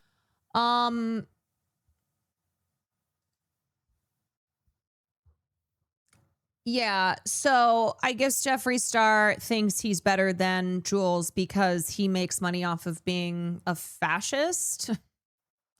Jeffree, I am gonna come for you in my wig cap, unfortunately. Jeffree, your problem isn't with me and my teeth. Your problem's with Patrick Star. Your problem is with how the system worked and how you didn't get what you wanted from it when you were at the height of it. It has nothing to do with me. And I know that because I know you're not serious when you're begging on gifts every single day in a mansion. Yes. We both own our homes, babe. Look at that. About 10 years ago, I made a video about Jeffree Star, which he commented on and he did not like because I became friends with 2 girls he used to be friends with. One of them whose name is tattooed on his body. So when Jeffree was going viral and he was big in his cosmetics era, I was knowing all the behind the scenes tea about him. When he was coming on here, I've never said this and I've never been racist and I've never drank a sip of alcohol. Girl, I knew that was a damn lie. And it didn't matter to you at the time because I didn't have the following or the background to back me up. And then when I did start finally blowing up, I started blowing up with the same. Also, it comes with the territory of being a fascist, but Jeffree Star has a history of targeting Black women and making very, very racial degrading remarks using slurs to attack Black women, which is not surprising. People that you had to work your ass off to get closer to, and all it took was 2 or 3 videos for me to do it. I became friends with the people that you worked so hard to become friends with in a matter of months, what took you years. And that bothers you. And I know it bothers you because one of my first... Yeah, Jeffree is openly racist. Didn't he one time say he was going to throw battery acid on... I don't know. I can't remember who he was talking about. She was a Black woman. Said he was going to throw battery acid on her to lighten her skin. Like, that's Jeffree Star. And this is not new. Jeffree Star has been openly a racist grifter for a long time. I feel like Jeffree probably holds the record for white person who said the N-word the most. He's up there. Controversies was talking about this. You tried to steal all of Patrick's friends. It didn't work. They went back to him. You were left with a failing cosmetics company. A failing cosmetics company that you just vocalized was bothered at the beginning by Patrick Star. Because again, your issue is with Patrick. It's not with me. But you would look crazy if you came for Patrick like you did 2 weeks ago. Because that man hasn't done anything to you. All he did was make a cosmetics company, make a name for himself, and surround himself with a group of friends that left him for you. And then the second that, guess what, you weren't viral anymore, they left you for him. So you're sitting there seething with your failing cosmetics company, watching every single one of those people still continue to be successful. Then some bitch that you already are annoyed by because she made a video about you 7-8 years ago starts blowing up on the internet, and guess what, Jeffree? You might be white and able-bodied and thin-bodied, but let's make it clear. I've accomplished things in my career that you've never accomplished. Beyonce will never shout you out. The likes of celebrities of Lindsay Lohan, Jennifer Lopez, Jamie Lee Curtis, the president, and the vice president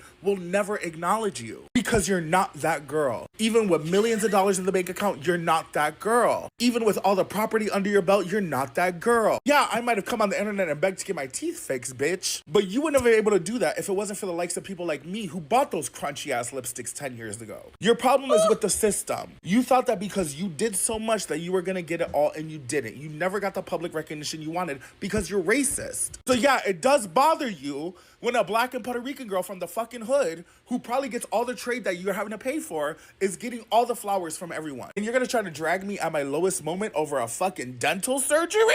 You got a full face of fucking implants, bitch, and you're still not getting acknowledged by the people that you want to get acknowledged by. You got a full face of fucking horse teeth, and you're still not getting acknowledged or appreciated by the public in the way that you deem you should. And that don't got shit to do with me.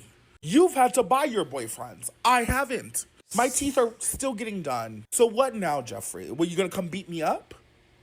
I don't think you are. Well, keep it cute. Which that is in reference to the many assaults that Jeffree Star has committed. Because it's too much now. Not even a lie about the paid BFs. Yeah. Biblical sign that God hates Jeffree. Yeah. I mean, if there's a God,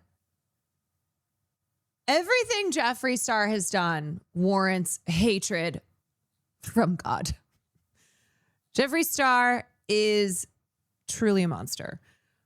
With heavy hearts, I want to let everyone know why I haven't posted in a while. 7 days ago, my favorite yak, Buster, was struck by lightning and passed away. Oh my God. It's one of those things you never think will happen until it does. If you follow my ranch journey, you know Buster wasn't just a yak.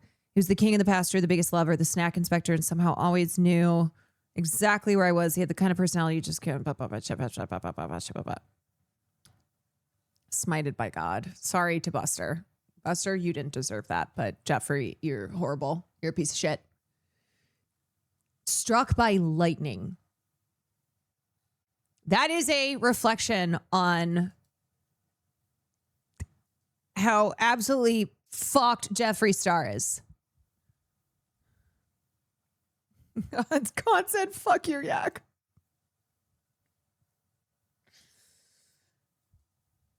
Ugh. Yeah, Zeus threw that lightning bolt and said, Jeffree Star? Maybe Zeus meant to throw the bolt at Jeffree Star and accidentally hit Buster. Like, oops, well, I'm not always accurate. And so again, there is a huge lesson here. Visibility does not equal wealth. If you are somebody who wants to work in entertainment, or dare I say, like Nobody's any field where perfect. you are in hopes of coming into large sums of money, you really need to think strategically about best case, but also worst case scenario. If your Instagram goes away tomorrow, what you gonna do? Can you pull some coins together and keep your lights on for the next few months if the brand deals dry up, if your account gets banned? I think, again, a lot of people are looking at Jools and saying, if I was in that position, here's what I would do. But you're not in that position. But if you want to be in a position where you are making lots of money and living your dreams as a content creator or an entertainer, you got to think ahead.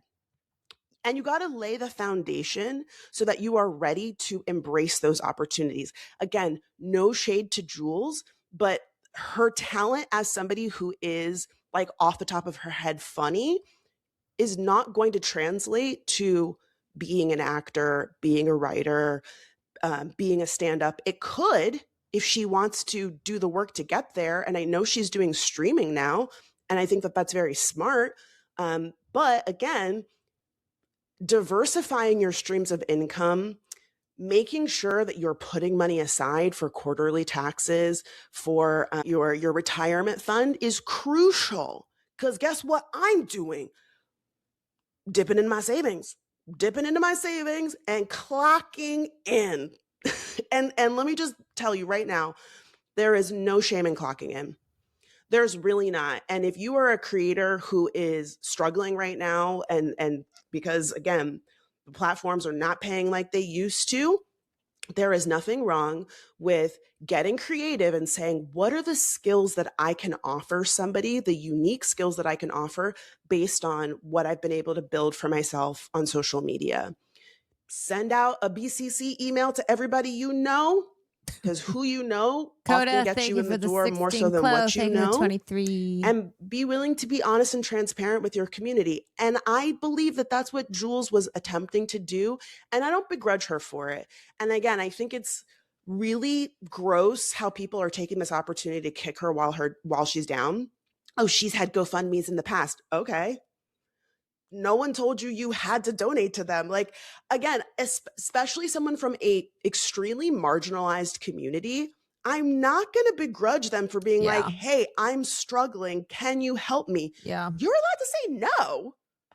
When did everybody turn into James Charles? Like, get out of here. Okay, that's enough. I have to go to work. Bye.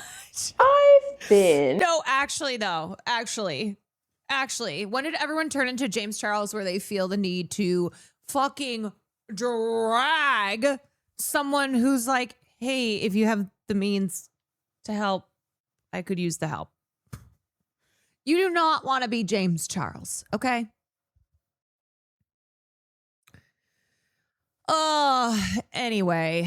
Anywho, in case you were not aware of why people have been dragging Jools Lebron, now you know. And honestly, it is so unnecessary.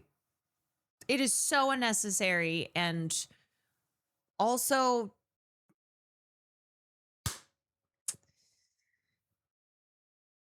you're on the same side as fucking Jeffree Star.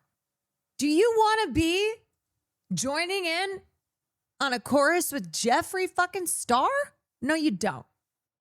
No, you don't, because I guarantee you there is never going to be a position that you ever will need to align with Jeffree Star on. I feel so confident in saying that whatever Jeffree Star is saying or doing, you should be on the opposite side. You should do the opposite of. Okay? There are some people like that where whatever, I'm not saying broken clock doesn't exist, but Jeffree Star ain't a broken clock.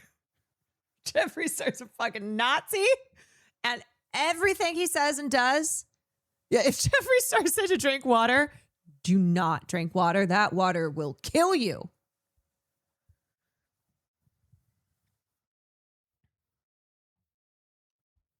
If Jeffree Star says drink water, never drink water. Thank you for covering this. I don't seek out stuff like this because of comments that then get it filtered through you. Honestly, I would not have known about this or covered it on stream if I had not seen that Francesca, Kat, and Matt did a whole podcast episode on Jules, as well as just the kind of conversation around influencers. And that was what kept me informed. And I went, oh, what is this? I should talk about this on stream. Okay. All right. Let's see. We're 3.5 hours in. Did I have, what is this? Why did I have this in my? You're very mindful. I do It's love currently being Khadijah. dragged all over the. I do love Khadijah. I'm trying to remember why I put this video on. I feel like this was related to something else I want to talk about. Oh, I think this had to do with Perez Hilton, since also that's in the thumbnail.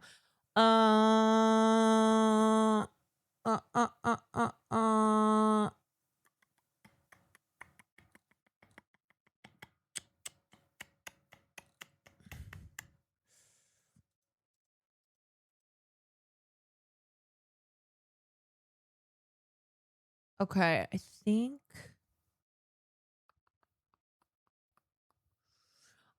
I was curious what this was because this is D'Angelo said Tom is correct. I'm like, did Tom Holland talk about the male loneliness epidemic? I must miss that. Or I wanted to watch this John Oliver video, but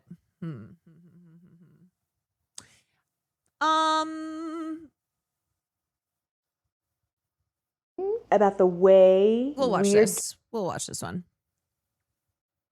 Okay. It's good. Don't worry, the Tom Holland is clickbait. I figured that because I feel like I would have seen if Tom Holland was talking about the male loneliness epidemic. How much time do you have? I was going to do one more topic. Cuz I'm so tired from this week and I have drank a lot of caffeine so I could keep going, but I'm also trying to be cognizant of the tour this weekend, and as a person who's filling in, I do not want to be slacking. So my thinking was I would do one more thing, see how I'm feeling afterwards, but most likely would want to call stream there so I can unpack my suitcase from this week and then repack for this weekend. Yeah. We cannot be the reason the tour is ruined. I know. And who was asking me? Oh, I think Sam. Sam was like, are you feeling nervous? And I said, honestly, I don't feel like I have even enough info to feel nervous about the tour. It's kind of been one of those things where I was asked if I would fill in. I said, yup, and have not heard shit. And so I worked with Cutie to prep some PowerPoints, some topics for the show, but otherwise have no fucking idea how the show's going to be. I don't think there's anything to be nervous about. I mean, it's the Furion Pod. Yeah, I know. And I think you know what it is? Okay, let me be honest.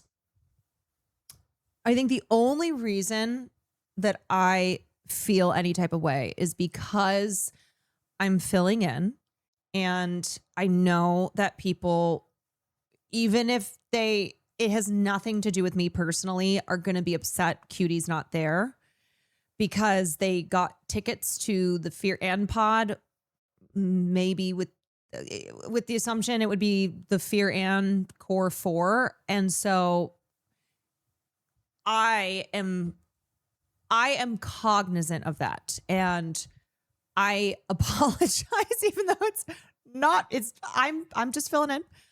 I recognize that there are people who are not going to be aware of the fact that it's going to be me. That even though they have stated this, not everybody's going to know. So it is going to be a surprise still for some people who bought tickets that I'm the one who's going to be there. My mom and dad were actually so excited to hear you're feeling. That's very nice. And I like I said, it's not something that I'm taking personally. I'm just aware that there are people who will feel sad because they wanted the 4, since that's the podcast that they listen to. It has nothing to do with me. It's not any slight against me. And then also people who are just not even aware yet. So when they go, it's like, hey, surprise.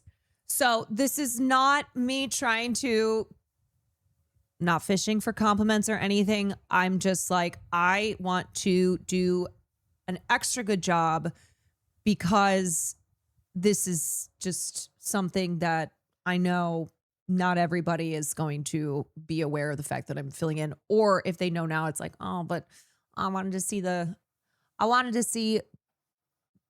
podcast members. So it'll be great. It will be great. It will be fun shows. I'm happy to fill in. I will do my darndest. You'll kill it, but yes, that's understandable. Yeah, and I'm not making this up. I had already seen some comments, which is fine. It's not something where I went, oh my God, they hate me. Oh my God. It was just something that I was already thinking of. And then I did see some people be like, well, this isn't really a Furion tour if it's not all but by.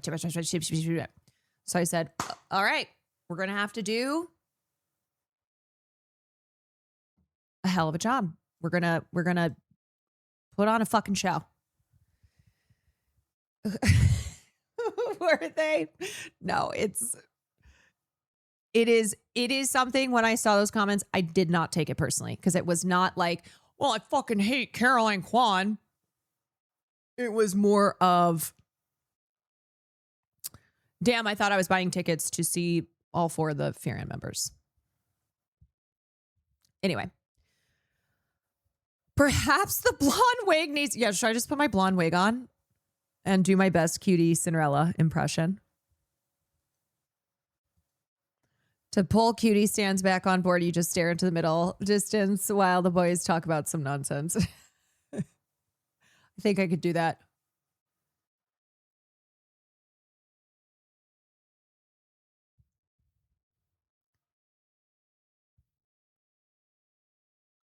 For like 3 minutes straight. Yeah. Cutie said she would be, she's going to be Asian. Okay. Cool. So just to be clear, it's not a comparison thing.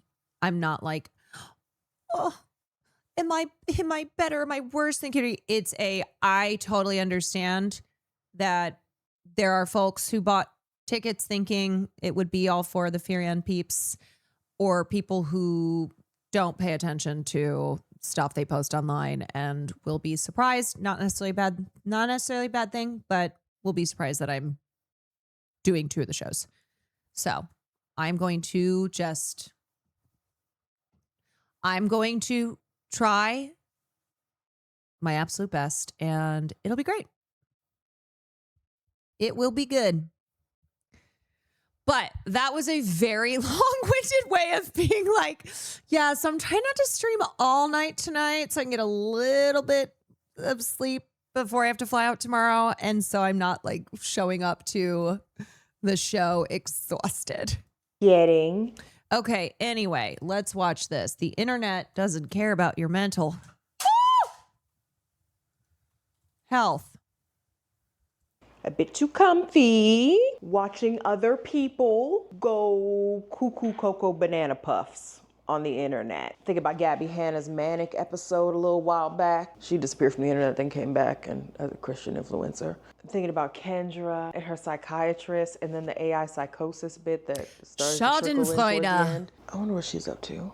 And most recently, a very, viewer discretion advised, graphic live stream involving Perez Hilton and slicing. Because I've Radical been noticing this Hassanista, thing, thank you for the and gifted. because I myself am cocoa bananas, I thought, why not talk about it? The internet and mental health. Your mental health, my mental health, the collective mental health. Who knows? Come along for the ride. Bonjour, Dakavai. My name is Khadija. Feel free to take a look around. Since the vibe, I just sit in my living room and talk about whatever I want. Today, I want to talk about mental health and the internet, so let's get to it. Hey y'all, Khadija here. My disembodied voice reminding you that I do have a page. You know what I will say, which is what I say all the time, is why do we get joy out of bad things happening to other people? And I'm not talking about like powerful politicians, billionaires, folks who are actively destroying humanity. I don't mean that. I mean the concept of Schadenfreude, which is feeling satisfied when something bad happens to another person and not kind of taking any ethical or moral considerations to mind of why do we feel satisfaction from other people's misery? And yes, I know misery loves company. Yes, I know that this is not something new, but the joy at other people's pain. And I think I think people aren't aware enough that that gets into really sticky moral territory. And so they'll find justification. As long as they can justify it, then there's nothing wrong with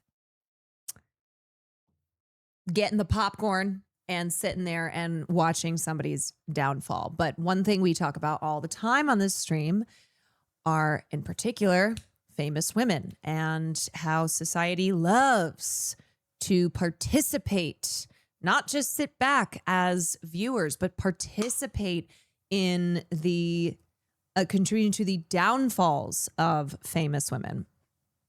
Early 2000s, a lot of young famous women who were put through the fucking ringer and experienced mental health crises and great struggles that then people enjoyed witnessing. So it's this real nasty cycle. And it's something that we see all the time. And I think a lot of us, I think societally, we feel you have to push back on that more than like that being more of the reality than like actively choosing to participate in that. It's more of you have to resist because of that being so normalized and oftentimes treated as fun and exciting and not unethical. Patreon that you can sign up to. You get all the videos early, ad-free, extended cuts, and Patreon. I mean, that's something I think about as a content creator, where even people who don't necessarily hate me, if I were to be targeted now, if I experienced my downfall because I legitimately deserve to have a downfall, that's a different story. But if I just became the internet's target. I'm sure there are people who would join in and be like, I always fucking hated her. On exclusives. There's more to what he had to say that I want to talk about than just is opera and ballet dying, because yes and no. And if you didn't know, I also have merch. Follow me on my socials if you'd like. And don't forget to like, comment, and subscribe. All right, enjoy the video. We're going to do this as a regular unpacking. First thing I As long as my things are taken care of, everyone else can get thought fucked. about when I thought of this video idea. I think the internet creates a false sense of intimacy, because when you're talking like I'm doing right now to this camera, meta, like stab, like the screen, anyway, it can feel intimate because I feel like I'm by myself talking to my camera. I know I'm talking to an audience, but I can't really like see y'all, conceptualize y'all, so it just feels like an intimate, I'm just sitting here chatting with Tony sitting on the floor. And when you watch it, it probably feels intimate because it's just you and your phone. Yes, you see the comments, you see the reshares, you see the likes, whatever, but it still feels more intimate. But that again is a false sense of intimacy, because there are hundreds or thousands or millions of people seeing what you post. And if you are thinking that all of those people are going to care about your well-being and your mental health, unfortunately, that's not the case. Because You know who I'm starting to see get this treatment is Hannah Einbinder. I'm like, huh, that's funny, because I remember the internet being all obsessed just a couple months ago, seeing Hannah's quips and outspoken beliefs, and her saying, fuck guys, go birds, free Palestine, and everybody cheered. And now I'm starting to see posts like, oh, I hate when Gen Z do these cringe, whatever, sticking the tongue out. Oh, she's just a tryhard. I'm like, oh, here we fucking go. Here we go again. How many times are we going to go through this before we start to learn? How many times? I've seen that too. I mean, it's classic. It's classic, especially with young women who behave boldly according to society, where at first we applaud and then we go, you know what? I think she's a little too much. She's actually pretty annoying. So now it's time for the downfall. As more times than not, people want to be entertained on the internet. We come to distract ourselves, to have fun, to learn something new, to relax a little bit, to maybe keep up with the news. But one of those things is wanting to have fun and be entertained. And that can be a slippery slope when everything is just tossed together and you just have to. I have to say too, with Indy Navarrete, now I think she's deserving of criticism for continuing to support Johnny Depp, like liking posts and stuff. But it's not lost on me that a lot of the posts I have seen just ripping into her are not people who are making a valid point about Indy liking Johnny Depp's posts. But additionally, as always happens, the sins of a woman are treated as the greatest sins when compared to the same or even worse of men. So she is 100% also going through this treatment, especially being cast as Rogue in X-Men. I've seen a lot of like Kaylee Spaney stans and stans of other actresses who thought that was gonna be Rogue. Now ripping into her. And it's like, again, this is somebody who just a few months ago was so beloved and everybody loved Obsession and was posting about how amazing Indy Navarrete is, and then switch on a dime. Switching on a dime.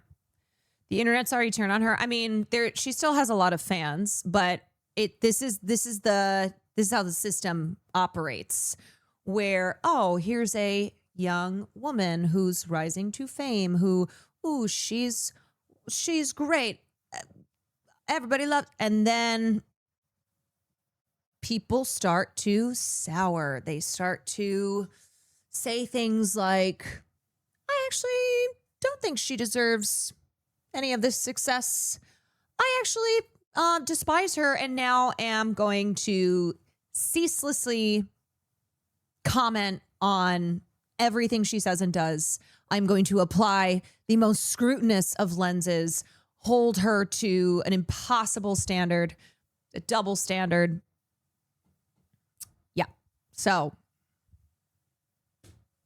roll through and see what you stick on long enough for the algorithm to detect what you actually like. You stay too long on one person grieving their loved one in a video, and soon you're seeing multiple.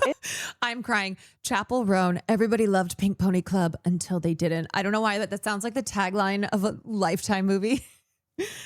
Everybody loved Pink Pony Club, ... until they didn't.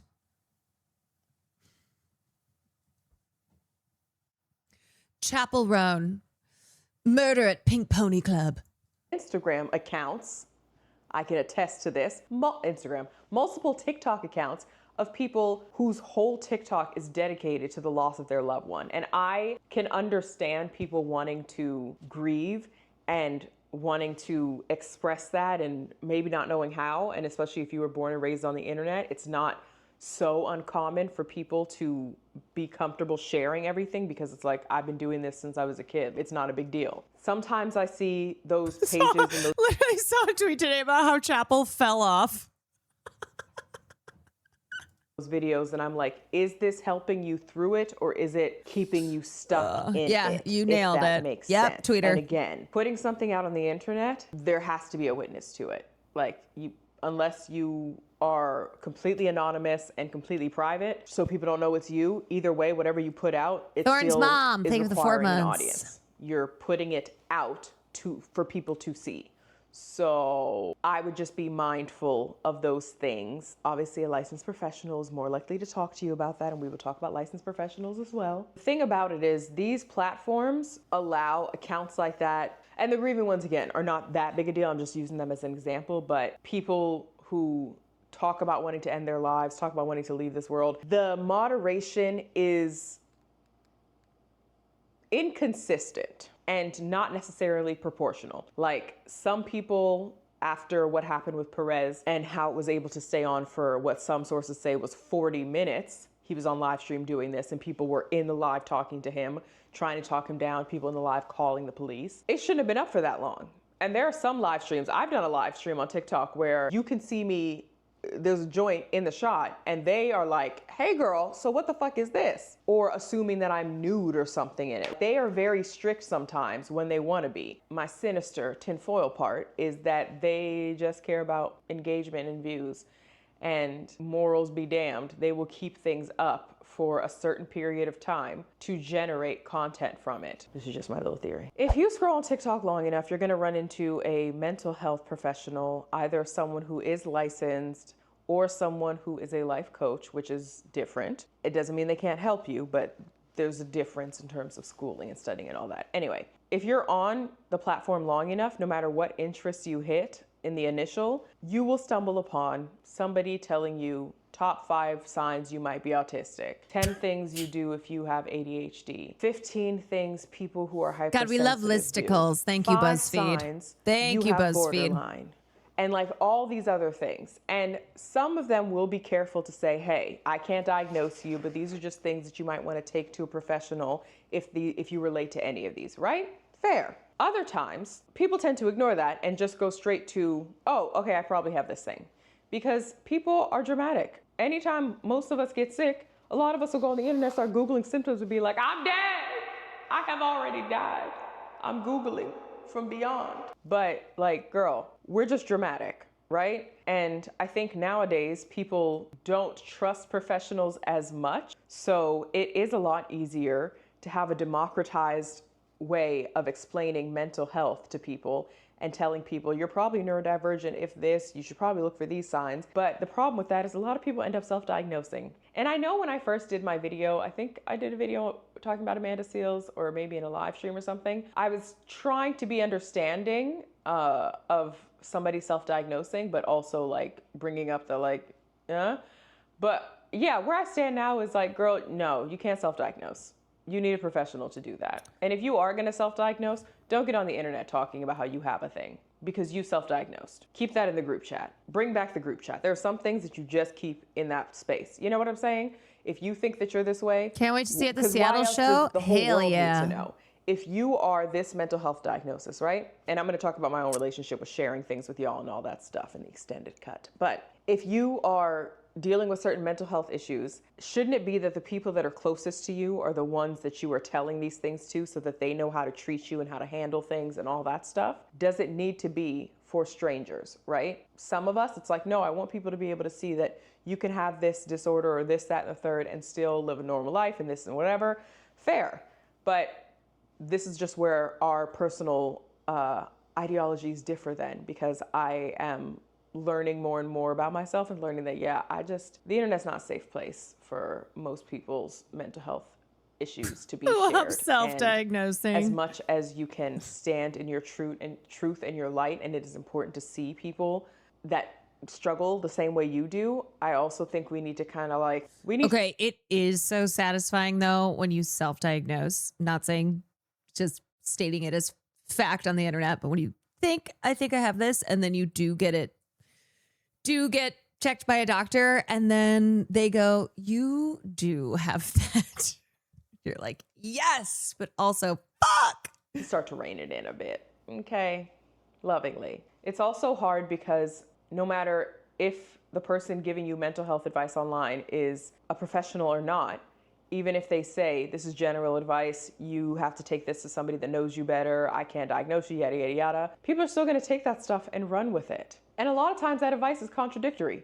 One person will say one thing, one person will say another. It's like being in fitness or trying to work out or starting. Yeah, also everybody on the internet loves to diagnose everyone else. It's not just self-diagnosing, it's diagnosing everyone else.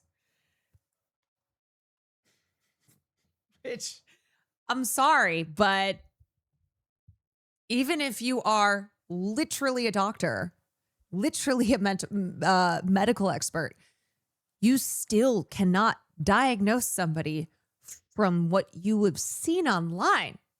It doesn't work that way. Fitness journey. People will give you I mean, that was one thing that I tried really hard to be very explicit about when we had that conversation on Ariana Grande and the discourse surrounding Ariana Grande, where I made it very clear that nobody can specifically, explicitly diagnose Ariana. We cannot say with certainty, with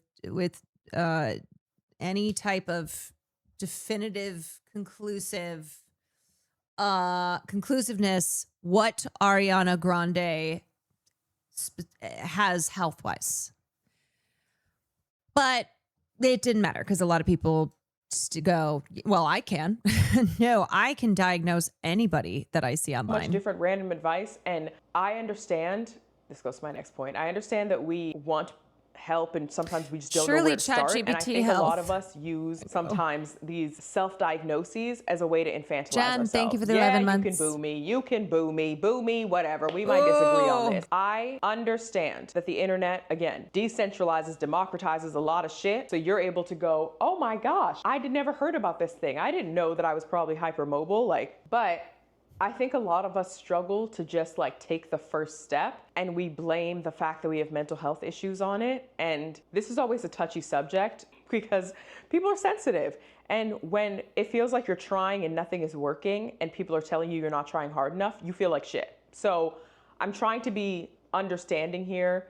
And if you think that applies to you or you feel like, wow, I do feel sort of shame around it, there's a piece to examine in that. I'm not judging you because I don't know you.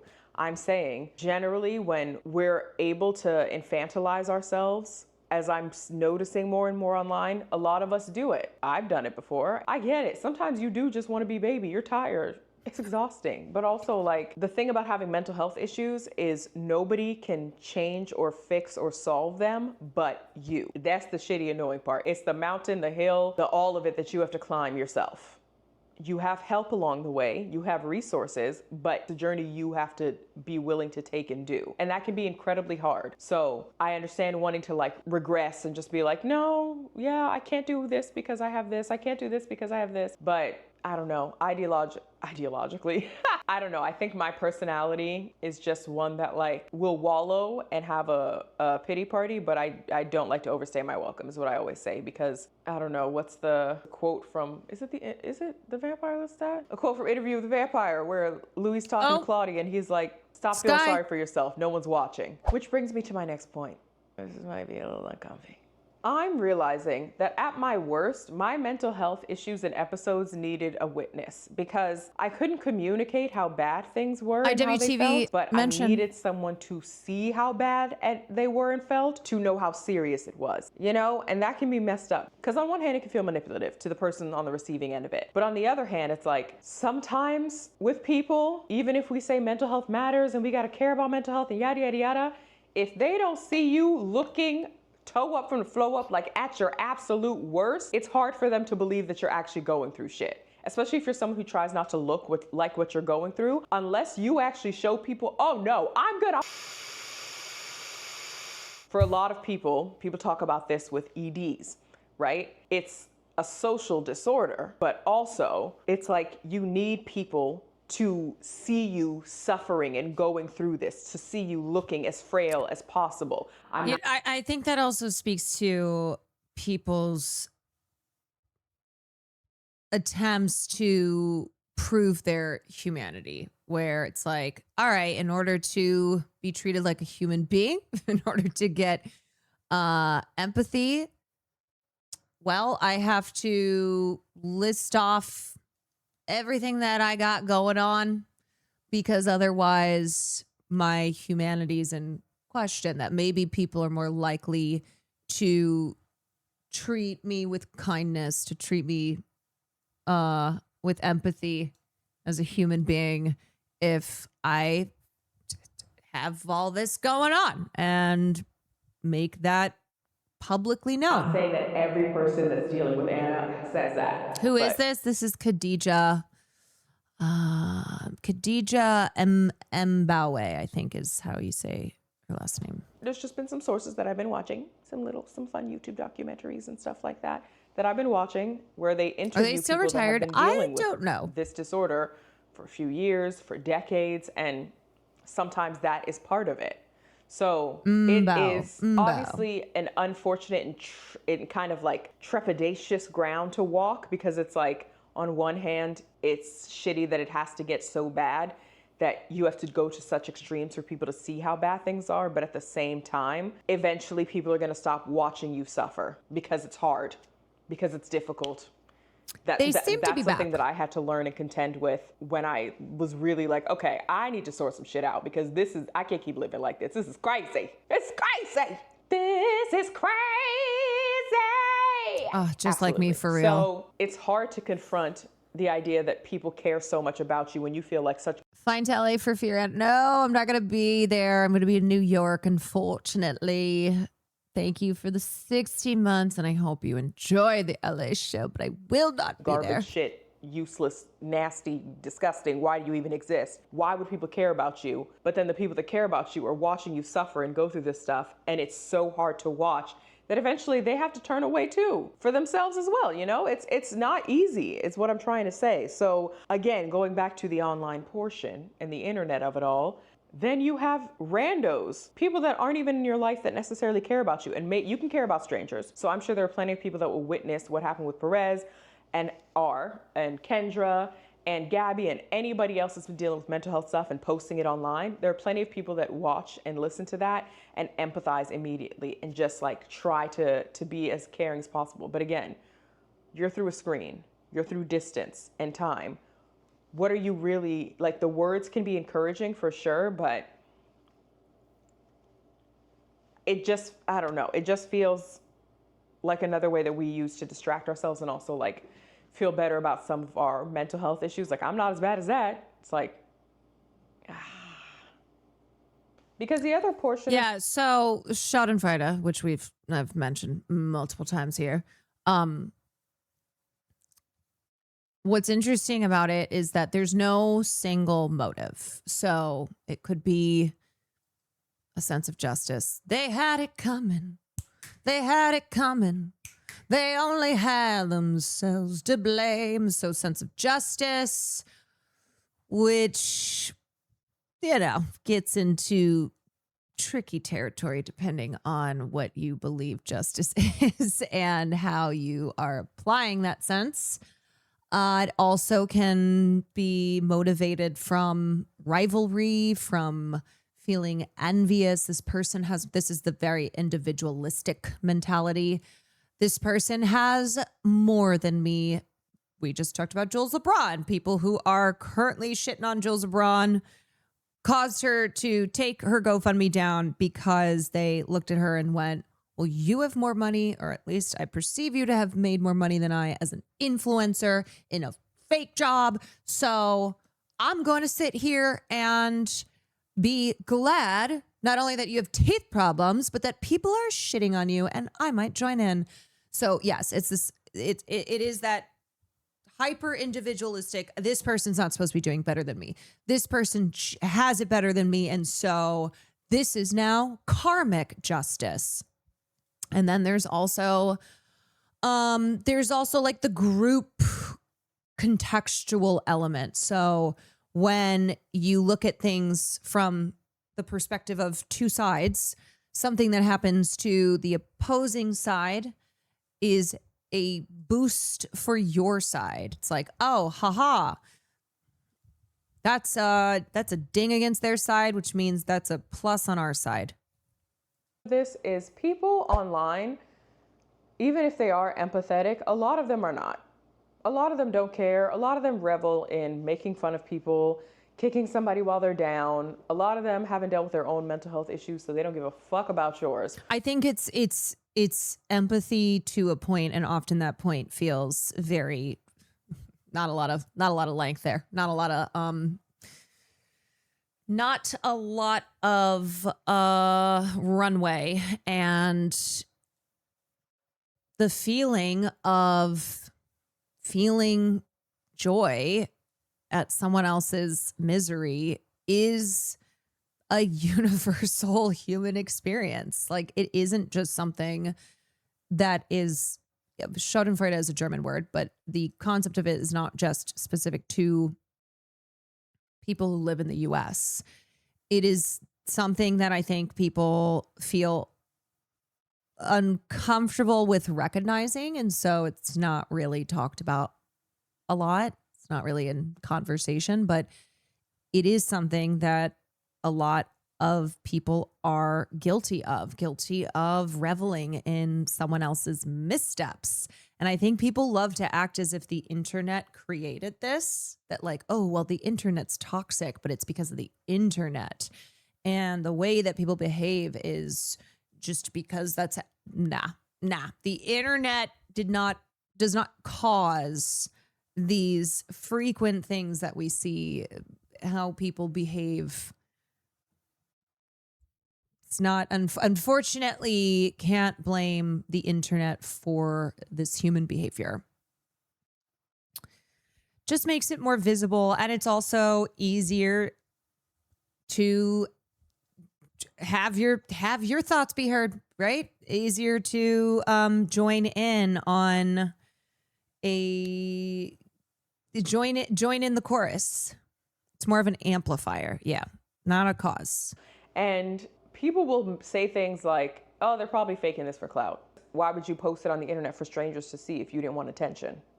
Is what people say, right? People love the spectacle, the debate, the engagement of somebody going through absolute madness in front of our eyes, and we can all talk and gawk. A lot of it, are we forgetting Britney shaving her head with the umbrella? It was on every magazine cover. Everybody was like, bro. When Kanye was on stage, well, before Kanye was on stage, because which time, am I right? But before that, when he was talking about running for president and is in a room full of people with their cameras and shit, and he's crying about wanting to abort North and all this. He has a whole documentary crew. Oh my God, I forgot about that. Breakdown after breakdown. All the hashtag discourse surrounding Ariana Grande. Like, people love a spectacle. And it's why I sometimes, if I'm being completely honest, struggle with this job, because I work talking about what I'm observing about the things that are happening, but I'm still talking about the things that are happening. You know what I'm saying? And it's why I'm really like reconsidering like how I show up on apps like Instagram and TikTok, especially because they're the apps that really drive this sort of content and engagement. They're places where it's just about a short, quick, what's the next topic, what's the next thing, what's the next thing. YouTube can move fast, but I feel like there's a bit more space to have conversations and dissect things and actually unpack things. And so I've just been kind of really thinking about, okay, what do I actually, if I even want to talk that much on those platforms, what do I actually want to say over there? Because I know how I want to express myself over on YouTube, but over there with the short form and all that, it just feels like you're constantly being asked to compromise. I think there's a version of Schadenfreude that leans into the toxic insidious and a version that's justified in a way, for example, Trumps. Yeah, I don't think Schadenfreude is inherently always bad and immoral. There is certainly,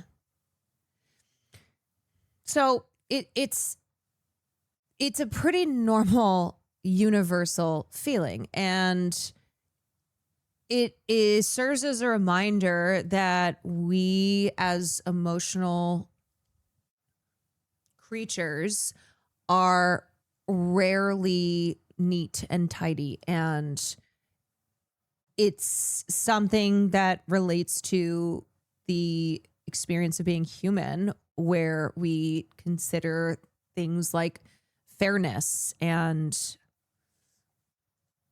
status, etc. But it can, of course, be something that that gets into unethical territory and is something to try and resist when, say, it has to do with like a smear campaign against a prominent female figure who's on trial for being annoying or being too much or being whatever being perceived as problematic because of misogyny and misogynistic standards. But yeah, I mean, it's a sense of justice, but that justice can become warped. It's like with snark communities that we talked about a few weeks ago with that creator who passed away from cancer. Those snarkers love to tear that poor woman down, and then she actually died, and all of a sudden that reveling in toxicity was exposed for how fucked up it was. Yes. And there are Reddit communities that I know are more dedicated to like maybe fallen fans type thing, or talking about somebody who is engaging in really, really terrible behavior, that I wouldn't say that that's unethical and moral. I would say, hey, use your time a little more wisely. Like, don't be constantly on Reddit forums because you'll lose your mind. Better things to do. But that's something where it's more understandable of like seeing this person who is actively engaged in harmful behavior and kind of, I guess, reveling in people becoming aware of how terrible this person is, because they are objectively terrible. To not compromise. You're not being asked to. You're being asked to choose. The reason America's Funniest Home Videos was so beloved and early YouTube was so dominated with fail compilations. Between what you value and who you think you are as a person, someone who cares about people's mental health issues, someone who doesn't want to see people suffer, versus what's going to get engagement, what's going to get you more likes, comments, follows, all that other stuff. Yeah, that's just a personal side note, but I've really had to like actively not engage with content when I see someone who to me appears to be going through a mental health crisis, especially with all the AI psychosis. And I mean, look, even like self-deprecating behavior can, I think, fall under this topic where it's like you engage in going, hey, here's me falling on my face, or like here's me not being not succeeding, whatever, to make people feel better. Like someone else's failures, someone else's falling, easing other people's insecurities. So like it can be a way to relate and to seem human. But like I said, it just depends on how it's being applied, and also if it's speaking to like our kind of existing societal biases and our worst impulses. Religious psychosis going on right now. I just want to make sure that I am not engaging and not giving extra attention to those apps because of it. With everything that happened with Perez, people were calling for like folks to just get off TikTok for a day or two, show them that like they need to fix their moderation standards. They need to be more equal across the board with their moderation. And of course people didn't do that shit because people are addicted to their phones. But that's a different topic for a different day. Now, in my extended cut, I'm going to talk a bit about the discourse around Perez Hilton, because I feel like people were really like, "Mah." I feel like it was very mixed, the concern for him and the you reap what you sow. And I'll also talk a bit more about why I decided to stop sharing more things online and mental health things and all that behind a paywall. Anyway, as always, be sure to feed your plants, water your plants, and remember, you can always change your mind because you can. Oh, well, I don't have any real plants anymore because I can't keep them alive. Yeah, and I think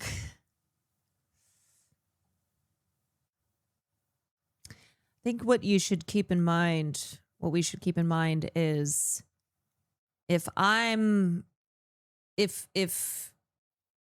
of the crowd that is enjoying watching this person's, say, mental health breakdown, being in the throes of mental crises, what happens if I were to find myself in that position where I don't mean to say like reap what you sow in a fuck around, find out, but if that's the type of societal behavior that we don't question and think about our roles, our own role, what happens if we find ourselves in that position? And I think it would not be something that we would enjoy.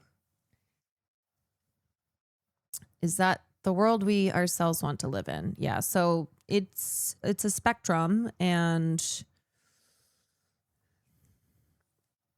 as far as what it means for our lives in the moral and social sense, again, depends on how it's being applied, and depends on like how deeply we feel that, because for some in a capitalist system, those feelings can become so intense that it's like it reveals really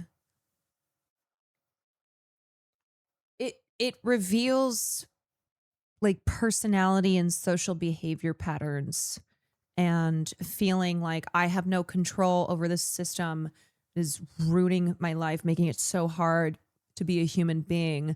So I'm going to feel a sense of control in how we treat individuals. I think sense of justice behind the tearing down of successful people in general. There's always an assumption that rising above others deserves punishment because it violates presumption of equality. Yes. And then especially if you are a person who belongs to any marginalized minority group where it's like, okay, well, now I'm going to engage in a little bit of bias, a little bigotry, but it's justified because you are of a higher social position. You made it to this part on the ladder, and that means that we are justified in tearing you down. Anyway, free Britney. Always and forever. Cathartic for people to see others struggling more than them. Yes, makes you feel better about your own life. Yeah. All right, y'all. I think. Oh, wait. I forgot I bookmarked this. Anna Paquin posted this online. I think this was in response to Hayden Panettiere's untimely death. It's not a coincidence that so many former specifically pre-sexualized female child stars have profoundly sad lives and untimely ends. We were not as protected by the systems that look great on paper as we are supposed to be. RIP HP, MT, DC, and too many others. It is a strange small club we belong to, and you are worthy of support no matter how our industry made us feel. Literally DM me. I believe you. I will stand by your side. You aren't alone. Let's have each other's backs. It might make public disclosure less terrifying. Yeah, so that is Hayden Panettiere. That is Michelle Trachtenberg. That is DeVay Chase. 3 icons from our childhoods who really who created a lot of the pop culture, were part of pop culture that meant a lot to many people's lives, who have all died well before their time, and we're all victims of this industry. So I don't know if Anna Paquin's ever like, maybe she has and I just haven't seen it. If she's really opened up, I'm like, does she have a memoir? Christmas time is going to be my I hit the memoirs. I'm like, okay, I'm collecting my memoirs now. So over holiday, we're just going to be one after another. I'm like, if you are a former child star, if you are a woman in the industry and you've got a memoir, I'm going to read it. I'm going to collect them all. She should, but she doesn't. Okay, I didn't think so. Yeah. This is something that I feel like we see happening more, where actresses who are now at least 30s, 40s, but have been in the business for a long time, opening up about the reality of how cruel and dehumanizing and awful the complex, the whole machine complex treats young people, treats young women. Memoirs get a bit of a stigma, which is so silly. I'm telling you, if you want to gain a lot of insight, necessary insight to Britney Spears, read her memoir. I don't give a shit about having ghostwriters or people helping you out with a memoir. It's a way for women who were chewed up and spit out by the goddamn machine to, I think, feel some agency and to tell their story on their own terms. You know, that was what Hayden Panettiere did with her memoir.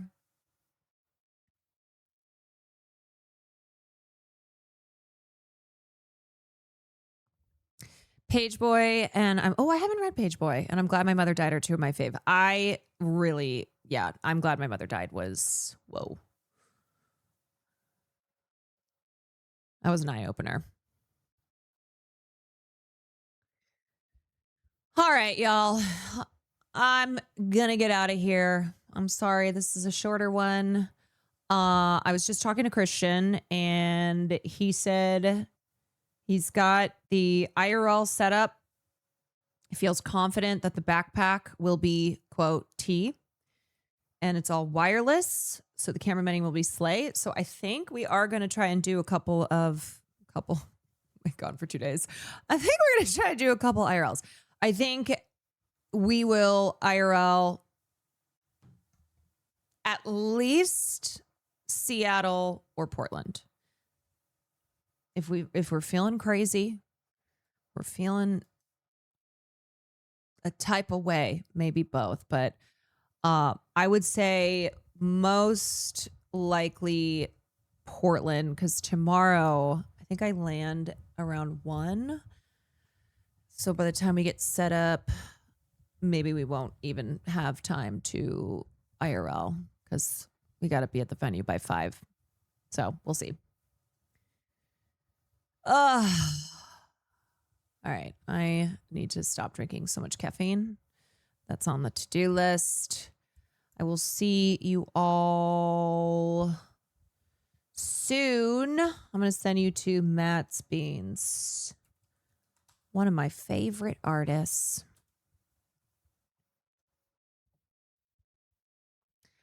Good night, everybody. If you are coming to either Seattle or Portland, excited to see you and hope you enjoy the show. All right. Good night, everyone.